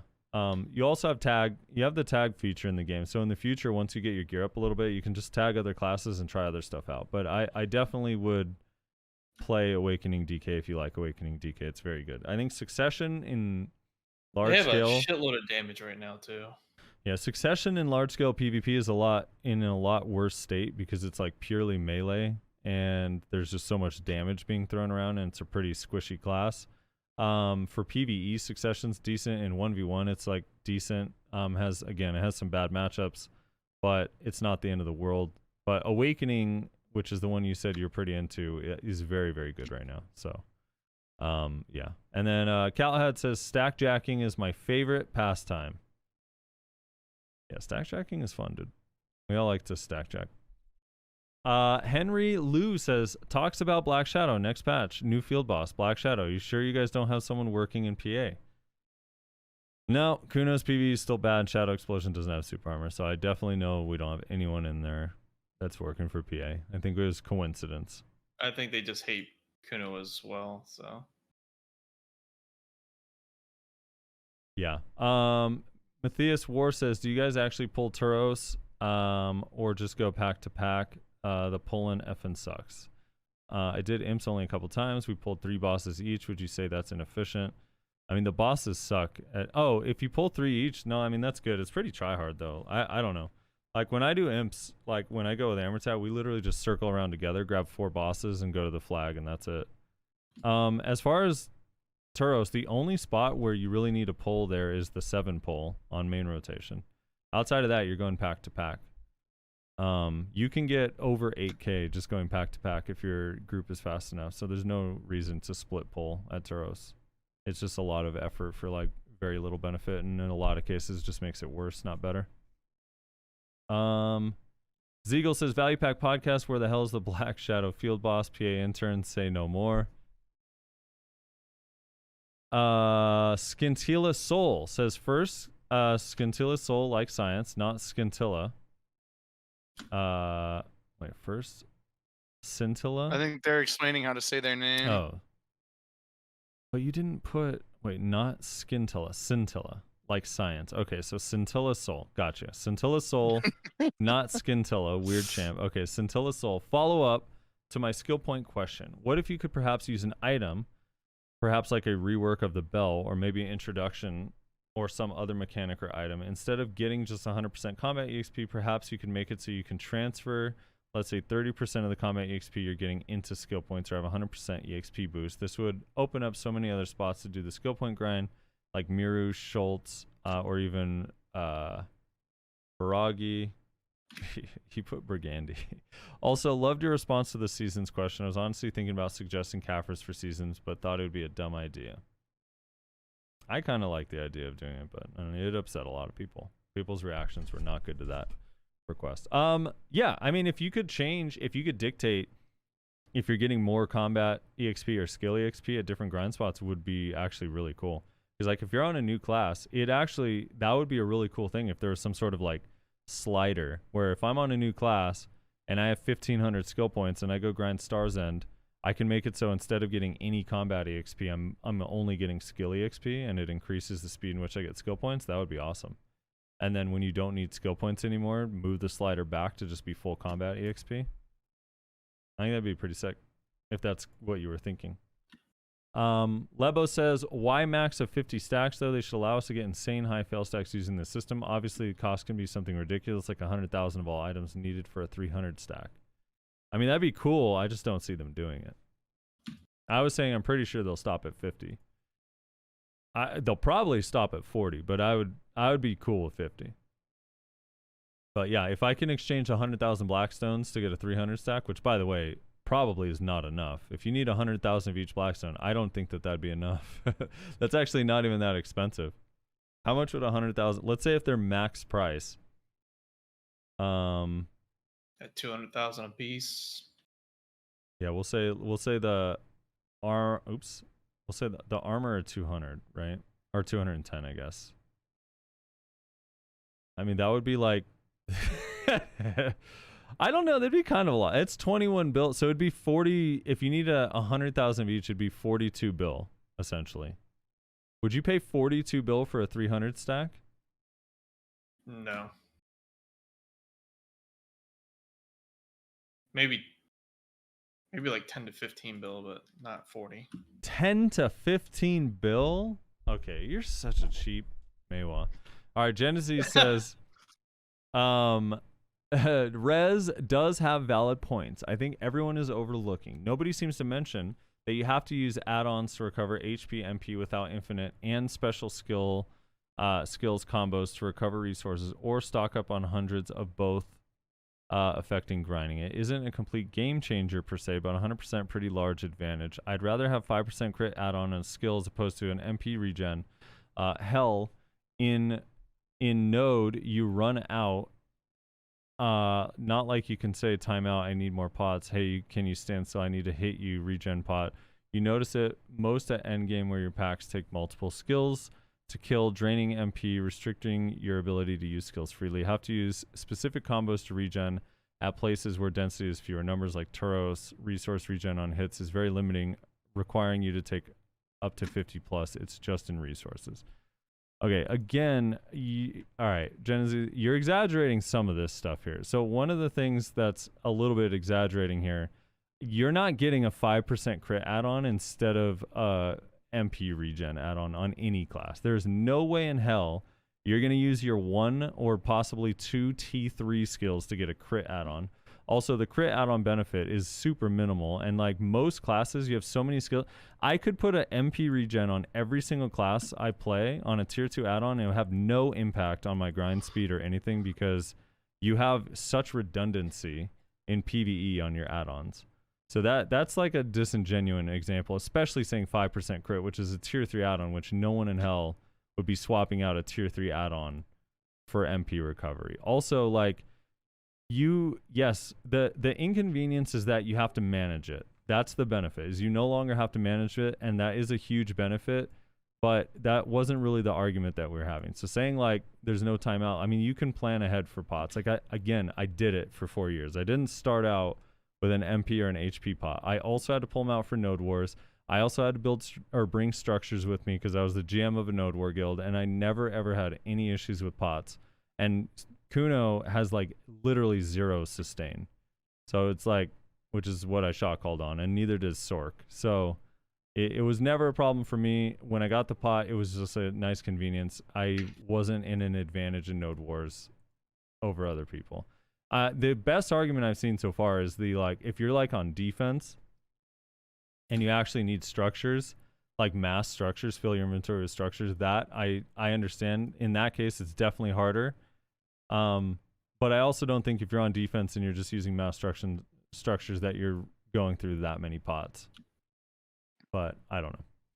Anyway, Lost Soul says, how I see Tuvala gear is it's a placeholder until you hit Pen Boss gear or Alt gear. Blew up my 2 Tet necklaces a week before they confirmed Pen Kaposha necklace. Imagine going for Pen necklace, having C3 V armors and a C8 dim. Call me bear. Dude, how the hell is that your gear? You have a Pen Blackstar Lost Souls. How do you have C3 armors? My god, dude. Battle Hot Dog, when's the next guest coming? We're working on guests. We're all gonna try a little bit harder to get some guests, actually. We haven't had guests in a while. We'll work on it. We'll get some Been guests. a lot of interesting content too, to be fair. Yeah. Svarnir This Troon. week is not true to that statement, but yeah. Yeah. Svarnir Troon says, isn't Black Shadow this patch? Hold up, Rezlar has a wife? I don't think What? Rezlar has a wife. Huh? Maybe they heard me and assumed it was Red Life. Yeah, she has a wife. Couple of them, I think, in Wait, Florida. what? Is that how that works? I don't know how it works in Florida. I always forget. Jesus, I can't handle two.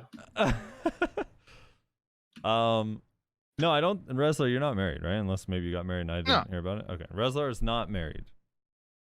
Are you engaged? No. He's not engaged either. Svarner, you're crazy. Yoham765 says, hi, Frosty. I saw you in RBF. Also great podcast. I enjoy listening while grinding. Glad you like it, man. What happened in RBF? Did you kill me? Did your RBF DR save you? You bastard? Sergio Farfan says, I finished the journal hell. Why the heck is it so long? Dude, that's the one thing about the journals that does suck.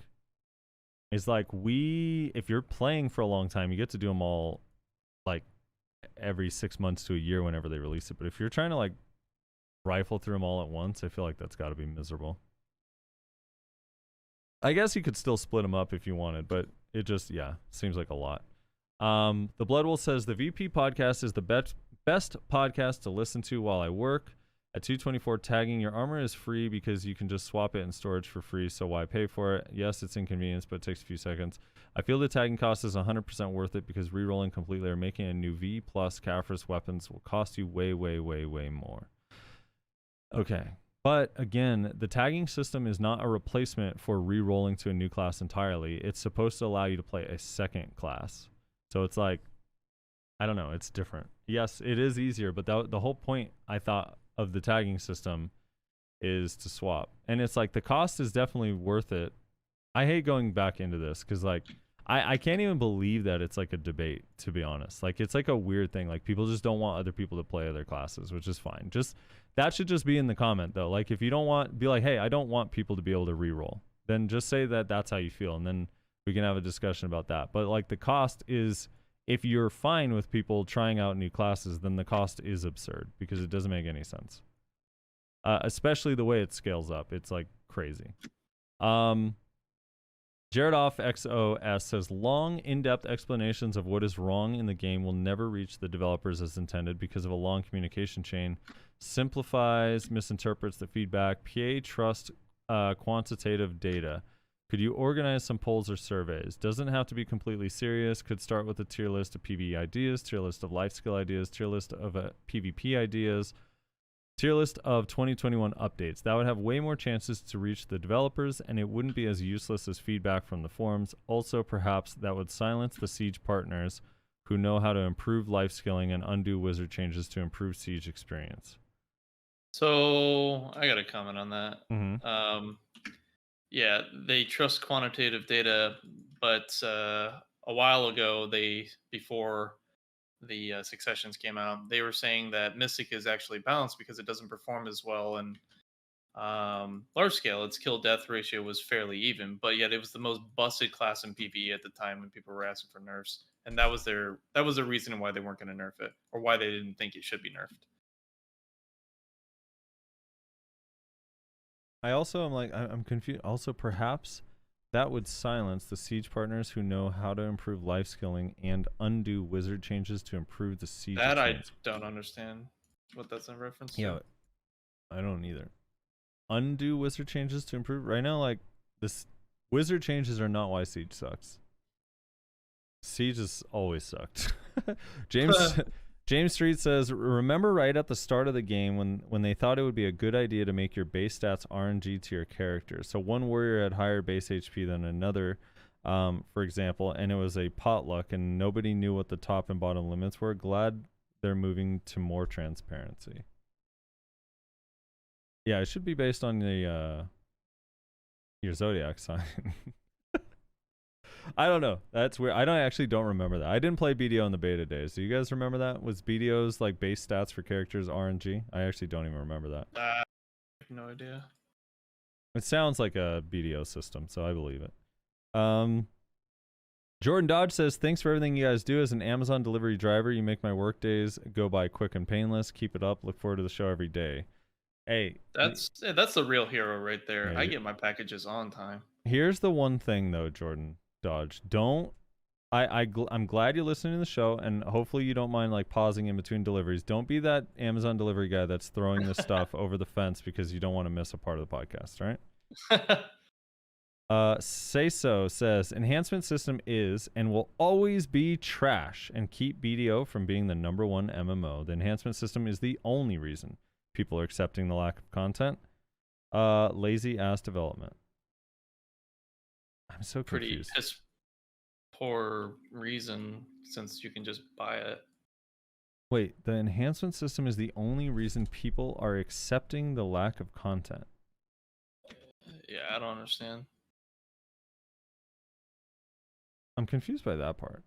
I mean, you could feel that way about enhancement system. I actually think the enhancement system is kind of an awesome system, but I could see why people are frustrated by it. But I feel like I don't know. The enhancement system is it's a complex system. It's kind of great. I don't think it's that bad, but maybe, I don't know. I guess everyone's experiences are different.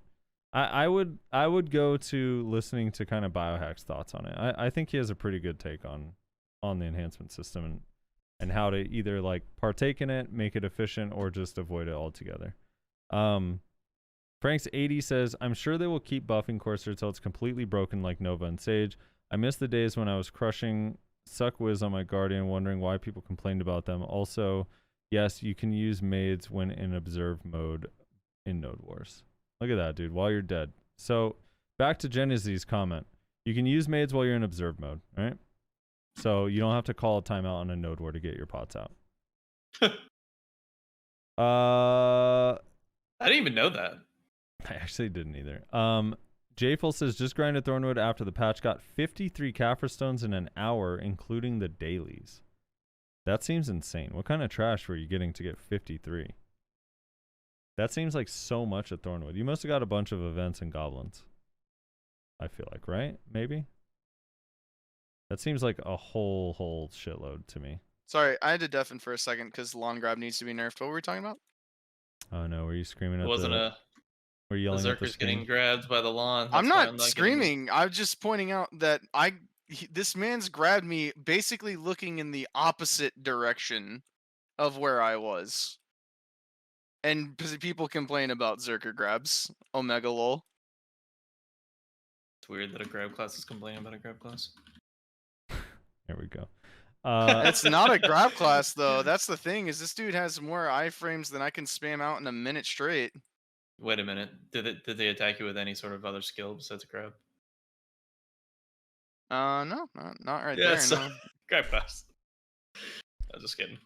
Kenichi Sai says, my PP itches will always be remembered as having the best name of a patron in the history of the Value Pack podcast. Oh, by the way, I did want to mention this. We had the garmoth.com thing. Remember, Rez? Yeah, what about it? Mm-hmm. So the person that owns the website DM'd me after that show.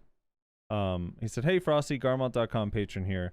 I'm the creator of Garmoth and just want to make sure it's okay with the garmoth.com patron or Patreon name. If it's too much or want it gone, I can remove it or rename it. And I told him, nope, it's totally fine. We appreciate your support and the website's amazing. He said, thank you, appreciate it, love the podcast. Great for keeping up to date. So just a little update on that. He offered to take it down if it bothers us, and I say no. Yeah. Leave it And up. it doesn't bother any of us. We talked about it last episode, I believe it was. It's fine. That's what we offer, man. You support us monetarily, and we give you a little bit of a shout out, and that's fine. That's the bargain that we've made. Yeah, dude. If you have businesses that you want to promote, put the name in there. Be like, you could be like, yeah, like when wrestlers going through. Imagine it's like 2 months from now. It's like, All right, I'd like to thank our patrons today: Denny's, Garmont.com, McDonald's, Burger King, Have It Your Way, blah blah blah. And it's just going on. It's like, all right, it's just like a sponsorship segment now. I think at a certain point I'd have to cut it off, but I don't mind it for No, dude. you know, a What- BDO website. All right, Like, what that's if fine. what if McDonald's starts sending us free burgers and fries? We cutting it If- off? All right. We're I not. just want them to use the name ba-da-ba-ba-ba. Let's do it like that. Looney Lunatic Max Hammer says Black Star Tri-Stacks are me out. 30. Do Americans really? Wait, what? What? Black Star confused. Tri-Stacks are not 30. Who you're lying? Unless maybe armor? Are Black that's Star not- Armor Tri-Stacks 30? No. I'm not using a Black Star Tri on 30, dude. There's no way. Something Void says, even after the class reworks with this many classes, we are bound to have classes that are left behind either in PvE or PvP. For sure. Rossi's just hoping it's not Kuno. There's always no. I don't care if Kuno is in last place, but can we just close the gap between first and last place? That's all I want. I honestly would be fine with last place. Like again, I'll just give like, let's say at Orcs. Let's say if at Orcs, this is just a random number. I'm not saying this is the number they get, but let's say the absolute best class at Orcs gets 10k with a blue loot scroll. With let's just say with 285 AP with Kudum. Okay, 10k blue loot scroll, 285 Kudum. The last place class shouldn't be getting 6k. That's where I have a problem. I don't mind if it's the last. I don't mind being the last place class, but can last place be like 8.5k compared to 10 instead of 6k compared to 10? That's all I'm saying, dude. Yeah, there's going to be there's always going to be complaining no matter what anyone does for balancing. That is true. But, you know, we'll see. I don't know that, dude, I can't wait for the reworks. I'm a sucker for new animations. So just there being new animations is going to make me hyped about the reworks. Learning something new will be interesting. Yeah, and having to like learn all, dude, I still like one of the most exciting days to me anyway in BDO or like at least like 3 weeks. This is before the CC system changed, which kind of threw it all on its head. But when everyone got their absolutes and their Rabam skills was like, it was just like a crazy period. Like everyone was in battle arena, like trying stuff out. There's like new combos opened up, new engagements opened up. Like it was just such a cool time. And I'm really hoping that the reworks feel like that day that it comes out, that everyone's just like in BA trying stuff out. I think it'll be pretty cool. And that's it. That's it for the comment section. Reza, you want to close us out? Sure. Thank you everybody so much for watching. Hopefully you enjoyed this more freeform, I guess you would call it, episode of the podcast. Again, probably not going to do timestamps just because we were all over the place. But you know, it's just nature of the beast. We're going to try and have a guest next week. We're going to try and get more guests on the show because we have been kind of slacking on that. I mentioned earlier at some point in the show, I think I did, or maybe that was before the show, but we used to kind of bring on people that we thought were decent representatives of the community in terms of their skill of the class. And so we'll probably start doing that again. Not saying that, you know, they're going to be the best of the best, but they know what they're talking about. So we might start doing that again. We still haven't covered every class, and there's obviously a lot of new classes since we kind of stopped doing that have come out. So got to do all that stuff too. Plus, maybe we'll redo some old classes. Who knows? But thanks again, everybody, so much for watching. Shout out to the patrons. Shout out to the Twitch subscribers, and we'll catch y'all next week.